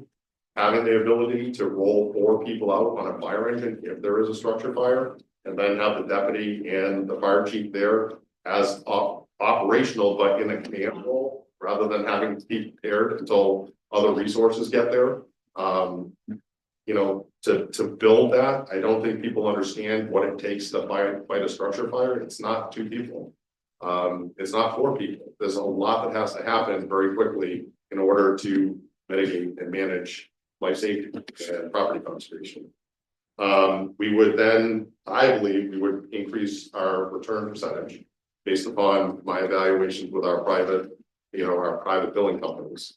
We would eliminate the $180,000 contract rate. We have been fortunate that that's been coming back to us, but that's still a cost to us. And in my opinion, right now, we have 2 per shift and 3 on 1 shift. So we basically would be, I believe, would be able to decrease the overtime that we have to put in our budget right now, because we have to be able to roll an engine out the door. And then my deputy chief and I are covering second calls. But we have people coming back and they're getting, they have a union contract now. So if they decide that they're going to come back, they're getting a 3-hour minimum. And again, that's increasing our overtime rate. So that's some projections we have for you. This is my opinion. Sorry, you didn't mention the additional staffing. Yeah, that's what I was just gonna go into. With you. Well, okay. Because I was like, kind of, okay. Yeah, so, and again, the additional staffing. So again, I'd like to say that, we are looking at a revenue source here that's going to, I was taught I learned the hard way when I first started. You never say that it's going to pay for everything. I think it's going to take, it's a big revenue source that I think is going to support our department. That is a critical cost of business for your town. Again, the amount of stuff that we do for outreach with the Council on Aging, it's across the board. It's not just going to fire calls. We are everywhere. We are nonstop. And I guarantee that, because that's how this model was built. And I'm very proud of the folks that are doing it. I'm very fortunate with the staff that I have. But what I am asking is, that you would consider. There's two directions that we are requesting you to take a look at. The first one is, at a minimum, giving us 3 additional staff for FY 26, a minimum of FY 26. That would allow us to then operate, we would have 3 per shift. That would allow us to, again, we would still have to remain with action because we would need to have, we would not be able to run our primary ambulance service with 3. So we would have 2 for our ambulance, 1 for the fire truck, or vice versa, depending on the call. We're not gonna, leave 2 people in the station if there's a fire call. And then again, the deputy and I would have to, we would have to absorb that situation. To bring us whole, to actually be able to open, in my opinion, the floodgates of this funding, this money. And again, it's some additional talks, but I presented this to Chief Mason and to Linda. We would like to fill out and complete our staffing with adding 7 employees to the fire department, which would provide 4 per shift. So it would basically be as if we were running with Action EMS, 2 medics, 2 firefighters. So the ambulance would go out the door if there was an ambulance call. If there was a fire, we would still have 2 in the station. If a second ambulance call came in, that fire crew would take the second ambulance, because we are not going to wait to get the ambulance out the door for a medical call. And it would then be the call for station coverage, requesting our call force members to come in and to cover the station for fire. That would then allow us to go primary ALS. And again, I've done projections on the numbers, but again, these are the all what ifs. These are all the questions that we have. But that's my recommendation to you. And again, I don't know where, my concern is if we keep asking for the small chunks of money, that doesn't bring us up to where we're going to be bringing in that, that revenue that I think everybody's anticipating us to bring in, so that we can start returning on the investment, start putting that stabilization money back in and everything else, building out a capital plan. We've been fortunate that we have 2 ambulances now that cost us, maybe $125,000 rather than $600,000. So that's my recommendation. So 7 personnel would equate to what in terms of that would be salary dollars? So salary dollars? Yeah. I did 2 different projections. Or however you want to do it, like, they all need equipment and air packs and all that other stuff too. Correct. So it's split between the fire and the EMS budget. So this is not just, again, the EMS budget. So it would be a total increase to the ambulance budget of $312,823, an increase to the fire department budget of $284,313. So 600. So the total, yes, correct. So again, I did 2 different projections, anticipating, again, we have a union contract, so I did 2 different ways, because there very well may be a 3.5% increase, step, whatever. So total 1.477689, or with that step 1.54573. So, sorry, I'm trying to do math in my head. So I got nothing on paper. Nothing in your head. Yeah, so, and nothing in my head either, yeah. Thanks, Randy. So 7 additional personnel from what we have today, right? So call that again, just like 600, and then if you layer on the benefits burden, that's closer to, now we're up over 800, right? Because we have to, so over 800,000.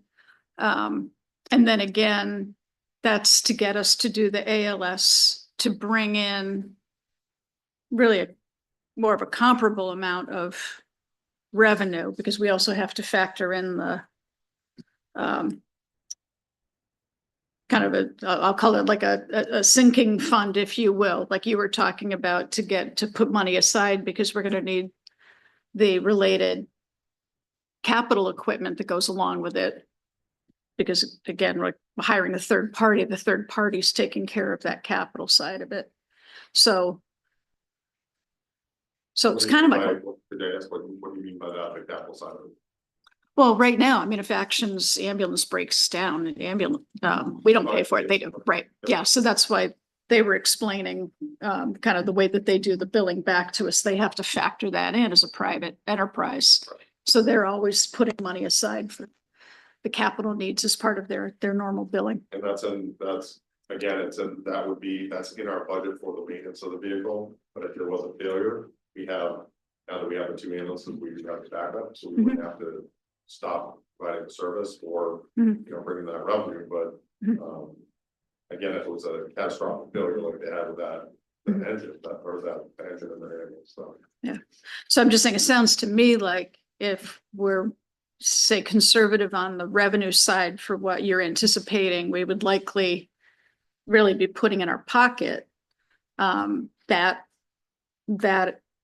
additional revenue above and beyond the relatively small amount of BLS revenue we're generating right now would basically cover all of this incremental cost. If the But collections work. yeah, assuming that the collections work, and it sounds like you've got good data on that, so. But that's, it. I mean, it's just covering the incremental cost to do it, so it's almost like a wash, right? It sounds like we're just breaking even. Right. So I don't want to get too in the weeds because I'll leave it to the ambulance oversight and finance, but I'm assuming there's a mileage lifespan for ambulances like police cars for over 100,000, they're supposed to be out, or years in service. I mean, that would be great, but I mean, Northampton's ambulance, this is 2009. Okay. And because we're maintaining it and we went through it top to bottom and we have our backup that's now at 2022. Most departments have a 5-year cycle on their ambulances because it takes so long to build them out. We're looking at a 3 to 4 year build time.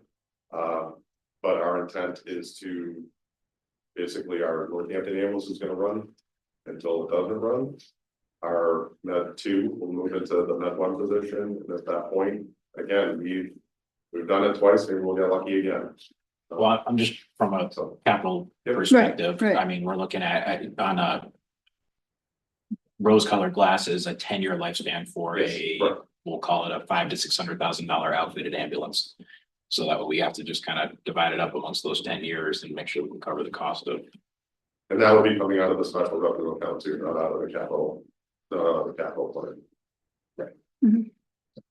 But the town has always needed, and I will keep harping this, a maintenance side account for buildings. We've talked about this when we opened the new buildings. We have nothing still being set aside for long-term maintenance. We're talking long-term maintenance for equipment at the fire department. The police department has the same thing. The DPW has the same thing. We don't have a long-term plan. Yep, on the maintenance stuff, yep. Deferred maintenance budget, that's what they call it. So next steps then, so you said this was a, 5,000 foot overview or 1,000 foot over, I don't know, whatever, however many feet. How high his ladder went. Yeah. So next steps then are to, Next steps is we'll be meeting with Action to go through their information. We'll continue on populating numbers for you. Hopefully we'll be able to get a full year's worth of information from ProEMS. The budget has been submitted with that information. So you have those requests that we have. Again, there's 2 different ways we're looking at it here, but I do want to emphasize, again, I don't know, maybe it doesn't matter to everybody, but it matters to me because I also live in this town. But I want the best possible patient care, the fastest patient care. And I can tell you that I've been here for a long time and I've seen a lot of things. And I can tell you that we are running an A++ shift with our department. And it has been a challenge managing. I am constantly on top of our private ambulance service. Weekly, it is constant reviewing and making sure things are happening correctly. So I just want to let you know that that's different when you're doing it in-house. The professionalism, we have great guys, don't get me wrong, we are fortunate right now, we have great paramedics for Action. I just hope that it continues that way, because it's so fluid with them. And again, we've seen where we've had to drop to BLS ambulance service, and we've actually put our ambulance primary because we're not confident with the basics of their brick setting up with their basic ambulance to cover for their ALS.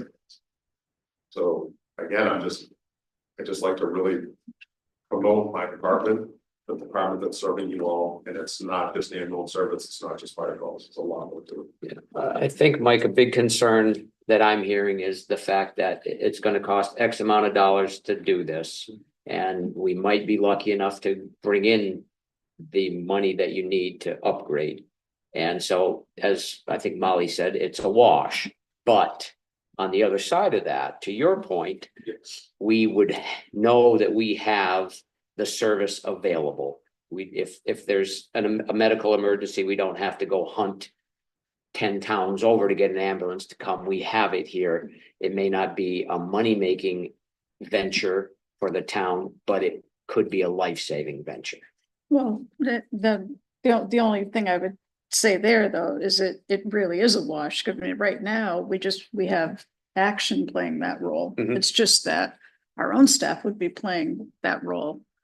But the call volume and the call mix and all of that remains the same, Right. right? So Yeah. it isn't necessarily that we're gonna get there any faster because Action's here right now. No, but I'm saying if, to Mike's point, if Action goes away, he's just Right. pointed out that. Then it's just his guys rolling the buggy out. Right, and if we're not set up for that, then we have to go elsewhere to get the ambulance to come to town. Oh, if there were a gap in service. Yes. Got you. Okay, sorry. I thought you meant just by us No, swapping no, out no, ALS. no. Yep. And then also just, again, we estimated low based upon Action's numbers. You're gonna be seeing a lot more, I'm telling you right now that that estimate is low. I understand there'll be fluctuations on the show, but you are gonna see an increased volume of calls based upon our neighbors calling and asking for it. Well, now that Amherst is back online, it appears that would make a difference. Well, we're even hearing people from Sunderland, South County, they be going to Greenfield a lot. So then I want ambulance covering 3 different communities and. So I guess, is there any additional information that would be helpful on your side? Obviously, we're gonna continue to polish this and put it into, we have, again, because of our new system, we can provide you the breakdown of the calls, we can provide you, we are right where we said we were as far as the time of day for calls. So we can show you that actually. I would like to see, not every number you have given us, but an overview on paper, because I do much better visually with numbers saying, oh, this versus this, and yes, I see that. So are you asking for 2 different models? Are you asking for multiple models of how we would build the system out, or? I'd just like to, in your next report, to have some numbers in front of me. Whatever numbers you would like to give us. I think I am asking for 2 at this point. I think we want to flesh out the one that you articulated as the recommendation, right? To go full bore ALS. But I mean, everybody sitting here realizes we're talking an override, right? In order to do that, again, not that that's impossible by any means, but that's what we'd be looking at in order to fund this. But because of just kind of how close all of this is, I'd also like to see the other scenario we talked about with Action, which is what would it look like if we well, I mean, there's business as usual, but phase them down to 12 hours instead of the 24. Because then we wouldn't need the 7, if I'm understanding, we would not need the 7 additional, you might want them, but you wouldn't need the 7 additional fire/EMS staffing. You would need a minimum of 3. You'd need 3, right? So that would be one scenario. You'd still have some cost with Action. But it's kind of a middle ground. So I think we need to look at both. And then the other thing, just for the board's information, when we did meet with Action, they have said that you know, they've got all of the details of, you know, the 1,400 calls or whatever that they're pulling in, and the payer mix and all of these things that really do impact how much you can bill in the collections. And they said that they're happy to run those models for us, and I'd like to take them up on that. There's nothing wrong with Mike and Evan having their own numbers, but I'd like to understand if Action comes up with different numbers. I mean, these are huge dollars, so we want to make sure we're looking at. Could I request then that we actually add a fire chief who runs an ALS service? Because I don't think it's complete apples to apples for a private ambulance service versus a fire ambulance service. Yeah, oh, well, but that's what Action said. I mean, they know that, right? So what do you mean add a fire chief? Well, so to have them give us their review of what we're presenting, Mhm. I would rather have a fire chief that runs an ALS service because their numbers are gonna be different from the private ambulance service. Mike can definitely evaluate where we're at and give us some guidance and maybe explain some things to us, but I'd like to provide some information from some other fire chiefs who run ALS. I mean, that's- Oh, more data. Oh, sure. Yeah. More data's better. Yeah. Yeah, run them for all the Yeah. towns in the area that. Yeah, I think the point was that in order if we went back to Action now and said, we'd like to enter into a contract with you for only 12 hours and not the 24, how much are you going to charge us? His point was, we had to do all this anyway, so we might as well share it with you and tell you what you're coming up with. Yes, I Right. agree with that. Yeah. There was more that we were discussing about, he was gonna evaluate what we were presenting for numbers as well too. And which is fine, but I'd like to, I'll get you some data from our local chiefs as well. Yeah, So- and he did offer that, saying that they have the systems all built out, so it's just a matter, he said if Mike gives them the numbers, he'll just drop it into their Mhm. models. Yeah, that makes sense. All right, so the most important question is I haven't seen you in a long time and it's been a year since town meeting. Is our shiny new ladder truck close to being on the way? No, No, it's a 4 year old thing. they start on it at least, or is it still? It's a minimum of a year. That's after we go, so we're still making sure that we're picking the right one. Okay, so not ordered yet then, okay, so we got. So we have not ordered yet. We'll be confirming with legal on, we are part of Houston Galveston, which is a procurement thing, so we shouldn't have to bid it out, but we always confirm that because it's a different type of truck. So we paid into that, that was a one-time payout, which we use for our engine 4. So after that, it's engineer design time, the crew, we have a great group of guys that are handling all that. They've gone and visited multiple departments, Hartford, Northampton. There's 2 custom trucks that, because we're building out a 30+ year truck. And those are the trucks that we have. So there's some trucks that they're more of you'll see the bigger cities that run it for 5 to 10 years. We're building ours out to last 30 years. So that's why we have 2. Plus, we want to keep it consistent with what we have in the city. So Santa's gonna have to wait a little bit for a new sleigh. What's that? Santa's gonna have to wait a little bit to tour the town on the new. Yeah, So yeah. that's right. All right.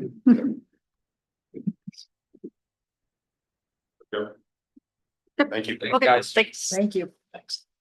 All right, I'm gonna skip down, and I apologize. I just see Vanessa's name up there now, so I'm gonna jump to 6.1, the Asparagus Festival.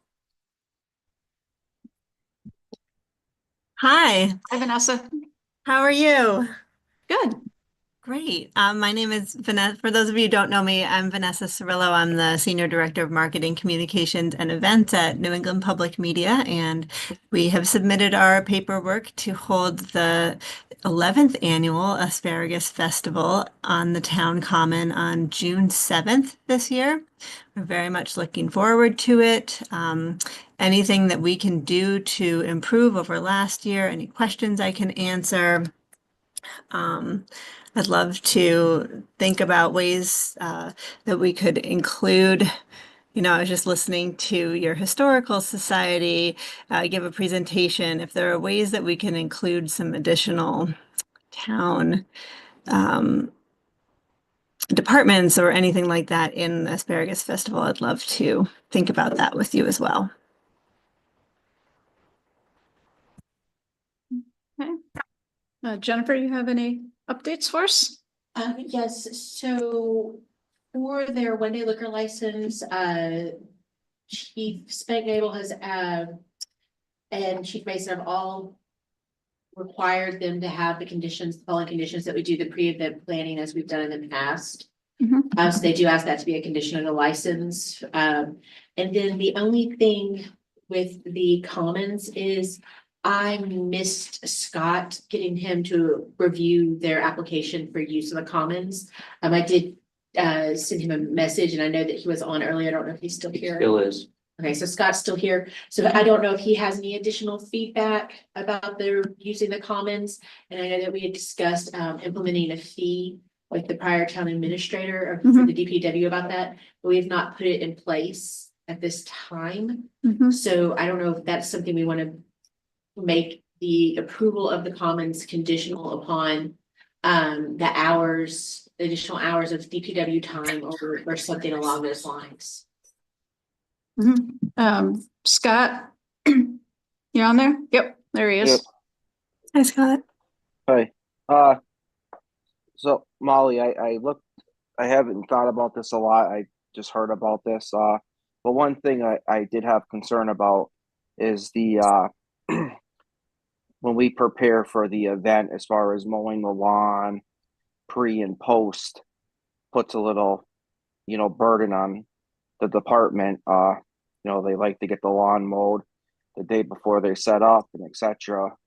And after the event, sometimes there's like small debris and stuff in the grass still that, isn't picked up. And I think I'd like to request that the organization, takes responsibility for the pre-mowing and the post-mowing of the common,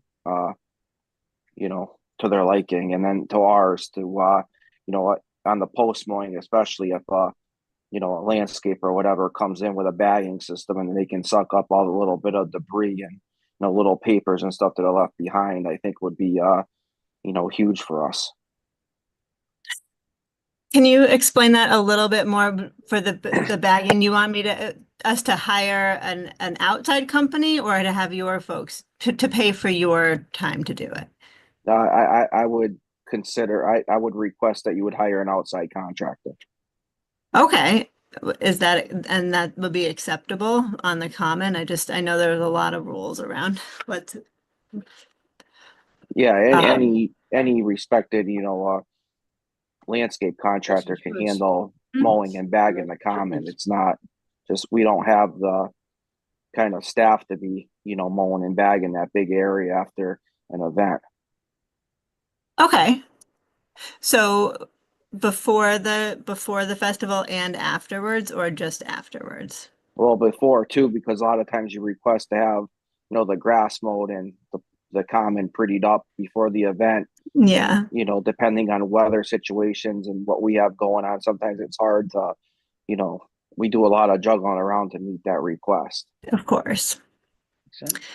Sure. I'd be happy to figure out how expensive that would be for us, and but I'm sure it's something that we can take on. And then obviously, just I know last year, we provided barricades and cones and stuff, and I'd be willing to do the same thing again. Obviously, we would bill you for the overtime again, like we did last year. Sure, it was a very minimal expense to the event. Yeah, it was $700 or something like that. Yeah, sure. That was completely fair. Yeah. Okay. Does anybody have any other questions or comments for Vanessa, or are we ready to approve subject to? I just want to make sure that they're clear that whatever damage might get done to the common, they're responsible for that. Is that in there already? It is, and they also provide us with insurance to that effect. Okay. Listed as a certificate holder. All right, great. Thank you. Sure. I have a question. To the changes. Sorry, hang on. Jane's starting to ask a question over here. Go. So Vanessa, when you said you were interested in perhaps having more Hadley people involved in the festival, I have heard from several different groups that they would like to be, but the fees are more overwhelming, and I don't know if, you know, you can make an exception for Hadley people or not. Especially the Absolutely. farmers. Especially the farmers who said, you know, it's easier for me to leave my farm stand on the corner instead of coming to the festival because I'd have to pay this much money and, you know, that's more than I make selling my stuff. Absolutely. We do have farmers that do come and we have a special rate for farmers that's less than the other market vendor fees for small businesses, nonprofits, et cetera. But yeah, I think we could certainly work on talking to people about what a better fee would be for farmers. And we do reserve, I believe it's 6 spaces for Hadley businesses at the festival, 6 booth spaces at no cost to the festival. And I think that they are taken advantage of every year. I just had a quick question. In the application, it says that you, will you be charging admission? Yep. It says no, but you accept donations at the gate. That's right. It's okay for people that maybe don't know that it costs anything to come in and everything? Oh, absolutely. Yes. It just says, we just have signs that say suggested donation, $5 a person, $20 a family. But that's just really to cover our cost. We absolutely, we're a public media station, so we would like everybody to be able to come and enjoy the festival without cost. So there's no fee for entrance. Want to repeat your motion there, David? Sure, I'll make a motion to approve this subject to the conditions that Scott outlined of paying for overtime for the barricades and whatnot, and the pre and post mowing services. Second that. A motion made by David, seconded by Randy. All those in favor? Aye. Aye. Okay. All right, thanks, Vanessa. Looking forward to it. All right. Thank you so much. Let me know if there's anything. Jennifer has my email. If you have any questions, I'm right here and happy to answer for you. Okay, great. Thanks so much. We'll see you in June and before Okay. that. Sure. Take care. We'll come back to the severe weather. I was going to take agricultural building permit fees. He's all rested up. He doesn't need to go home. You didn't get that much of a tan. What's going on? Tom Quinlan, building commissioner. I was asked by 2 board members to do a little review across other municipalities and across the state that have a discounted rate or a less rate for agricultural permit fees. So I did include the one that we reviewed for the town the last couple times that we reviewed all the permits. And just when I printed it, mine said 122 revised 2025. It actually was the same day as the letter. When I did it, I would say around October 18th. So if there was any increases, I would be wrong on that. And just a little bit of the different communities that I had worked in as a local inspector or commissioner. One that did have does have the discounted rate would be Sunville. And in over 10 years, there was only 1 permit that was pulled at that rate. It actually is a young gentleman that grew up in Hadley here. With him and his wife have a small farm stand, and they added a lean-to the barn. They used that exemption, whatever you want to call it, the discount. The other 3 bigger farms were commercial permits that the contractor hired the design professional to, before pulling the permit, and during the review, they did construction type, the square footage, and all those projects, whether it be an addition or being the structure itself, came over being a new use, which would be, even though they knew that it possibly want to consider it agricultural, the building itself wouldn't be used in commercial. So, it was, like I said, just 1 out of over 10 years for there. And,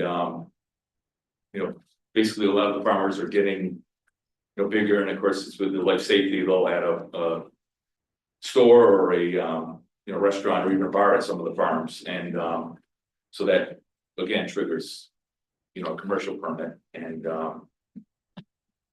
you know, that would be the only confusing part, I guess, that they would think that this would. I've never had it, you know, challenged, like I said, ever about it, but just the confusing part could be there.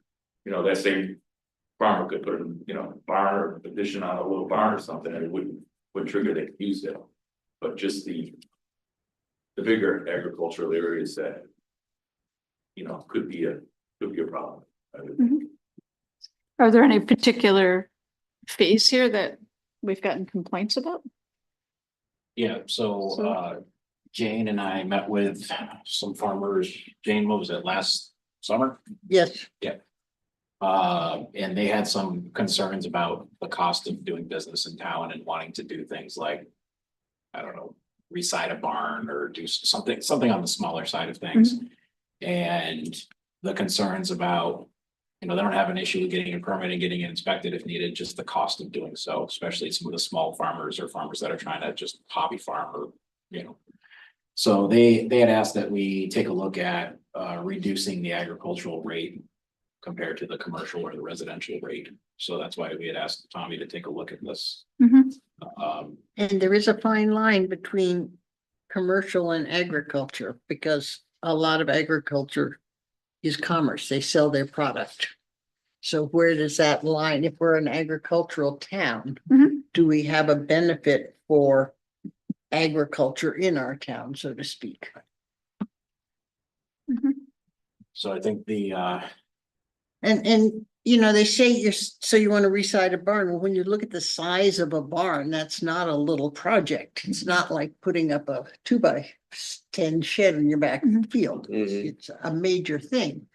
So it is expensive to do it. And if it's done as remodeling or re-roofing, it gets expensive. And that's where they're asking if there can be some kind of a break for farmers. And although I love our permit fee revenue, we are an agricultural town, and I think that this is one area that it's like Tommy said, there's not a whole lot of agricultural permits that are pulled in Sunderland, who has one. So I would support giving the farmers a break on their permit fees at least.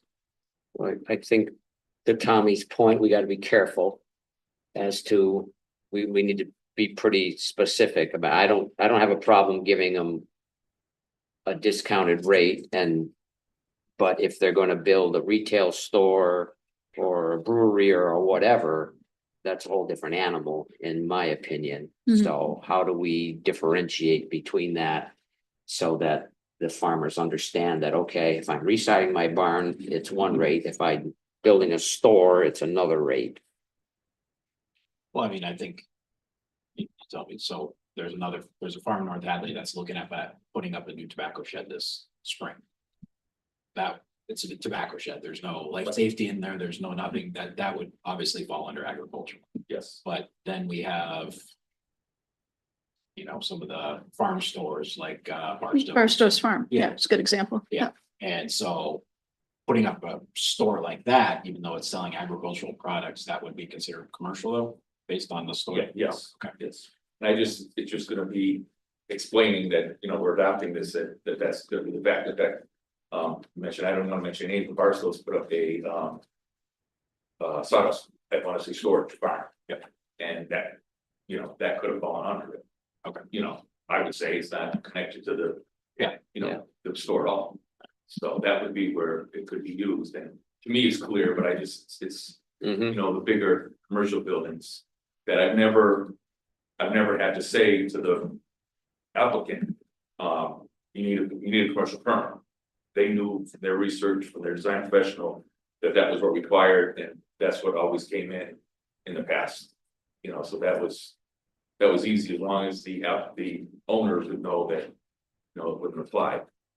And then, you know, I guess I probably could have gone back, or could go back and see what the last year, 2 years, whatever, how many there were, and just see what the revenue would be, and if the town, you know, would want to look at going up on the other ones to cover, because the revenue will go down. I don't know, honestly, like I said, there was only the one. Sunderland's a quarter, fifth the province. Yeah, I agree with David that I don't think it's gonna be a tremendous amount. And again, if they're gonna build a tobacco barn, they're gonna reside. I have no problem giving them a break on that.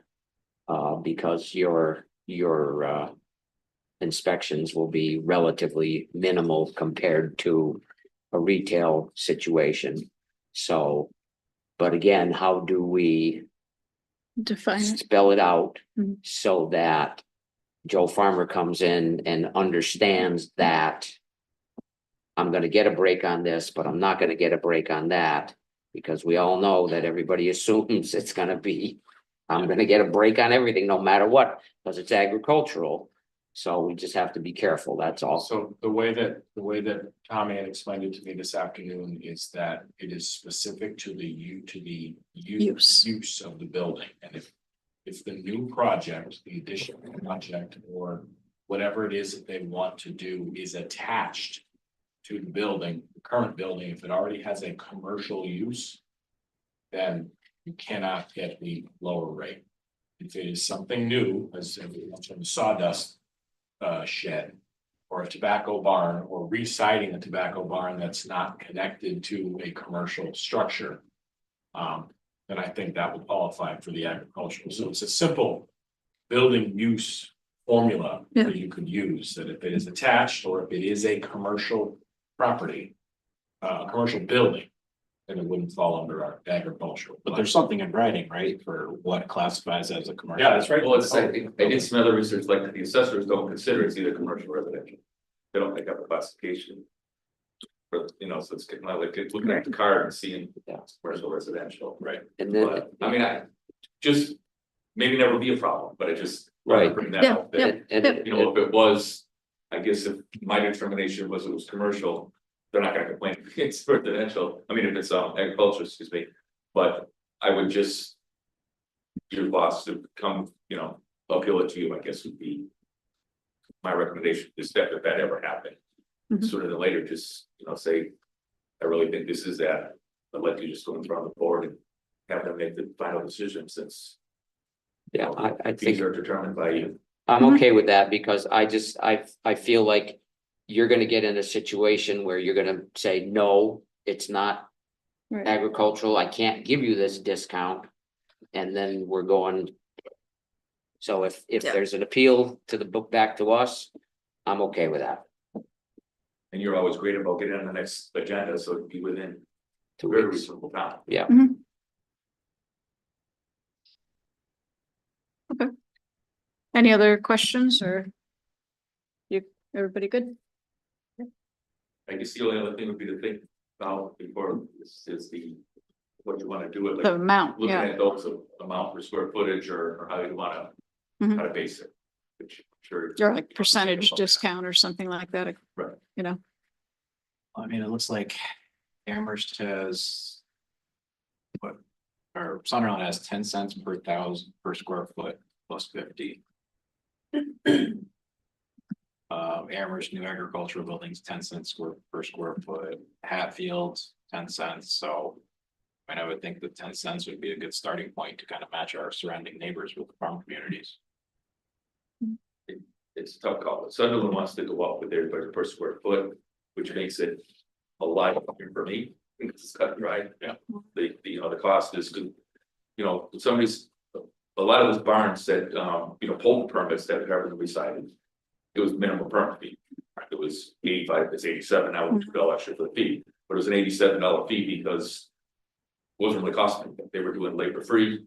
We're supplying the, you know, the new siding, the person that's taking the old. So it was, you know, Washwood was $87. The last one it was, you know, before the increase of the two, so it was 85, normally those gone to. Of course, roof's gonna be different because it's gonna cost them, I don't think anybody's gonna be supplying labor, the shingles for the roof on front. Mhm. So are you saying you would rather see it be a flat fee than a per square foot fee? A flat fee or per square foot. No, which is, that's why new construction, new homes is per square footage. Right. You know, because we can all do the numbers and say, geez, you know, the excavating didn't need the permit, because it doesn't require a permit.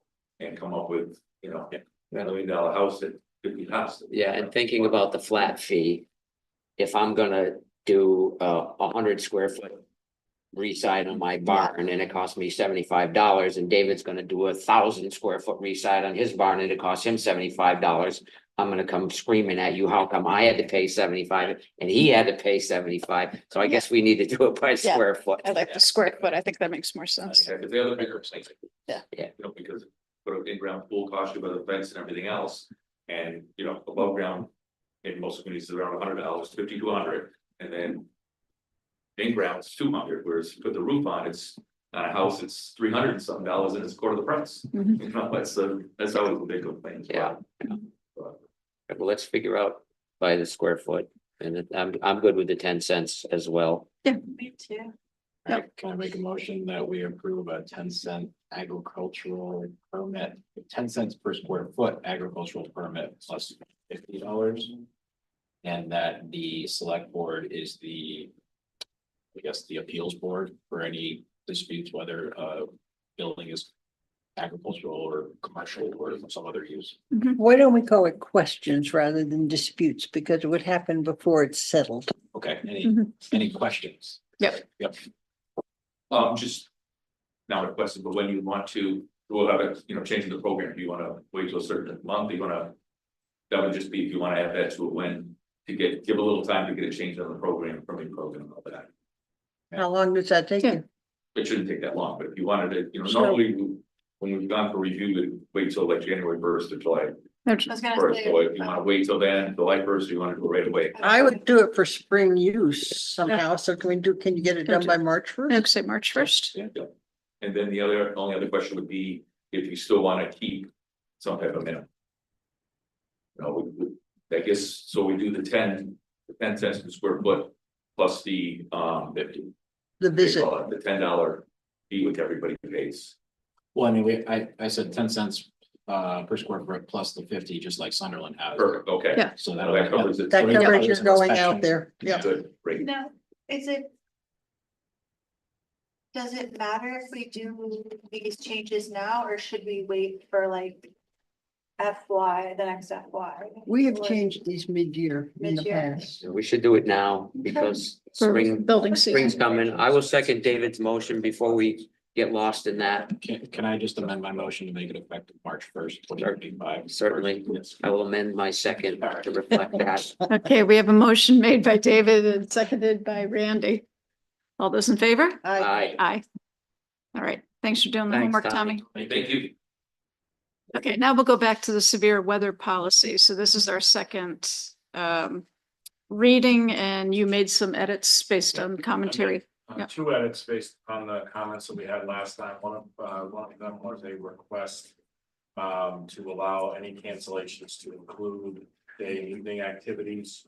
And then the other one had to do with having the TA having authority to cancel some of the other departments like the senior center, park and rec and library based upon snow removal. So if you look at section B, the third paragraph down, I have added delay or cancellation of non-emergency operations will be authorized by the town administrator based on weather conditions. Any such decision will be made as early as feasible, and any such cancellation shall include any and all day and evening activities for each department. So that was James. And then David, I hope I said it right, but if you go down to C, the third paragraph, it says any programming scheduled to run during severe weather may be postponed or canceled by these respective department heads at their discretion, which basically means even if the town doesn't cancel stuff, they can if they want. But then I added, based upon our conversation, conversely, it may also be canceled or delayed by the town administrator if snow removal cannot be accomplished due to roadway priority. And that's based upon what we had talked about with the library and that. Scott said, I can't get there to get you open on a Saturday or something like Right. that. So we can make those adjustments for those programs as well. Yeah, I think between. the So two back to changes- my question. It was B where? Yeah, Paragraph. section B, the third paragraph down, Shall include shall Day include and- any and all day and evening activities. for each department. My question was, town meetings that take place in the senior center in the evening. So, well, not. town Just me- I like mean, this. Committees. So we have the conservation committee, Uh-huh. meets. We have the DEI committee meets. Are those also canceled? Because this only says senior center department. I don't know if the select board. And that's the question transfer that the authority senior to the center town wants to know. administrator. Canceled. Committees that they don't have authority over. If we've appointed the committee, If it's a committee that, I mean. I guess you could. I don't know. It's the abstract question. Well, is our meeting canceled because your building is closed? Yes. Yeah. And I think it should We be said yes. Say yes, Yes. I think it should be yes. yeah. So you could vote this through. Based upon me making an adjustment to that sentence that says any and all day activities for each department. As well as all Public meeting. public meetings. And committee bodies, things like something like that. Yeah. Now, Well, hang on, That's not not- all well, in the buildings, because if it's a planning board meeting on Zoom, Right. you don't want to cancel them. Okay, so- well, so then it kind of, here's another part of a can of worms. Yes. Because our meeting is posted as hybrid, then would it be expected that meetings would continue, but on Zoom? You can't when it's hybrid, right? Because you have to have a Because physical it's presence. Posted as hybrid, you have to let people have the opportunity to physically be here. Mhm. Well, I Okay, so think then it you was, also are required to have a certain amount. of Quorum. select board people Right, right. in person. Right. So you can't have the meeting out. Mhm. So it'd just be the purely Zoom-based meetings would be allowed to I continue. believe the planning board's the only one that does that. Housing and economic development, we're on Zoom. Yeah. I think there are a couple of others too. wasn't there like public forum? The public forum is, Yeah. we have done those on Zoom. Yep. Yep. That would be one that would be able to continue. So the town clerk did suggest that there be a policy that if the buildings were closed and there was a meeting posted for that night, that the meeting would be canceled as well. Okay. Like that would just be part of the policy. If you close the building and the meeting was supposed to happen in the building, it's just done. I like it cut and dry. I just didn't Yeah. want it to get opened up too. So if the meeting was to be in the building, the meeting is canceled, Yes. which leaves planning board right out of the picture. And I think that it doesn't matter if it's a board that y'all have authority over or not, because y'all do have authority over Oh, the all the buildings, buildings, so if yep. you shut the building down. Okay, Okay. want to make a motion with that amendment? So Second. Okay, motion made by David, seconded by Amy. All those in favor? Aye. All right, town administrator report. Okay. Let's see. So we still have a DPW position or two in the interview process. You just filled, I apologize, I didn't update that, but you just filled that other position. Benefits manager was hired tonight. Your principal assessor I left in the onboarding process only because at the end of last week, she was still going through some training with Dan before he finished and officially retired. That will likely be off there for the next meeting. No change in the next two items. Rita is still working on that. Lauren is making just a couple of adjustments, suggestions back to the Collins Center on their survey that they wanted to send to all department heads, and we're gathering more information on that project. Fiber update, we haven't had a chance to have that second meeting yet with all the budget issues, with all the budget discussions that are going on, but we are moving forward with that. The fire department situation you heard a little bit about tonight. No change on the next two items, but I do expect to hear back from AHF very soon at some point. Likely either this month or next month. We should get more information there. They've been really good at getting back to us when they're done with their portions. No change on the town hall project, the levy situation, which we had an excellent meeting yesterday.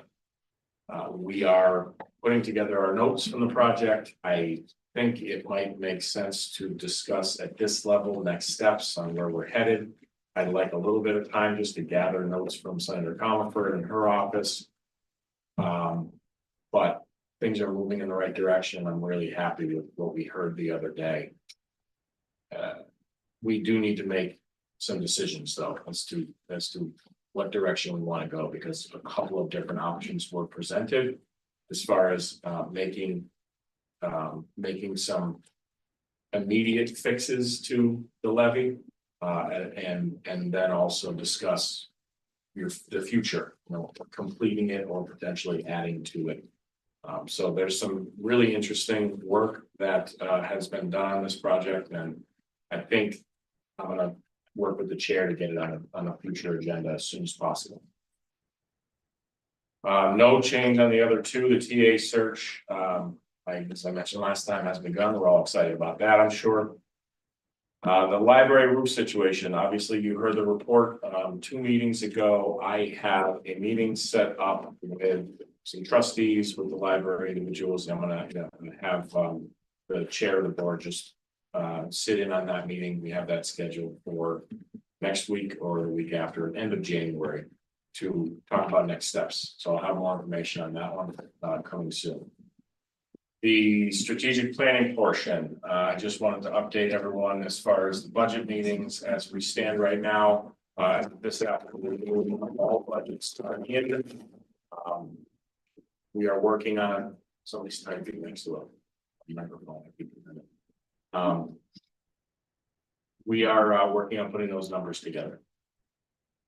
OPEB, Linda and I have a meeting tomorrow with Parker Elmore to discuss the opioid funding plan options. Given the tight budget year that we have ahead. Audit is still underway. We're working with our accountants to provide what they need to complete the audit. And I just mentioned before, the opioid funding balance is $121,500. That's 3 years worth of Opioid or OPEB? opioid. Wanted to get an update on that. Parker Elmer's going to discuss the opioid? Parker Elmer is going to we're going to discuss all of the options as we move forward. One of the things that we do need to discuss with them is the opioid funding, because Linda just wants to get her mind wrapped around exactly what that. Gotcha. We're going to be doing moving forward with that. Okay, all right, thank you. Negotiations, union negotiations have begun. We have had our first meeting with 3 of the 5 union bodies. Things actually went really well. For the first day of each one of them, I think. And we are, I actually just spoke with the union rep this afternoon. We're gonna get the other 2 on the calendar to get them in for their first meetings very soon. And the last item I just want to mention, and I was going to mention this the last time, but I just wanted to recognize Scott and the fellows at DPW with regards to that fuel tank removal at DPW.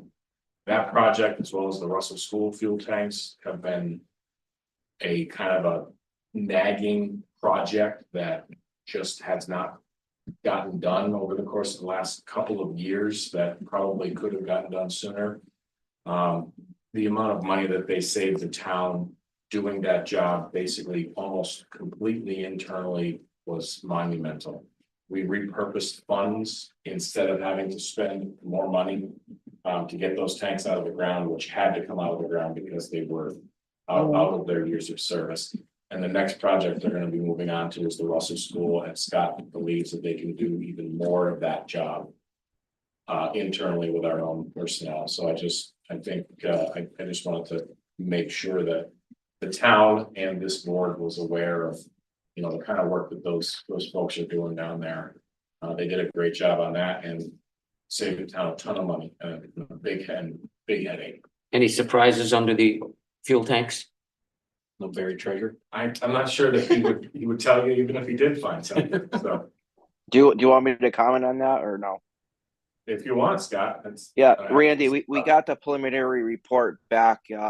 It's extremely clean, so that's good news for us. Great, thanks, guys. Yeah. Good answer. Thanks, Scott. That's all I had, unless you have any questions for me. Well, doesn't look like it.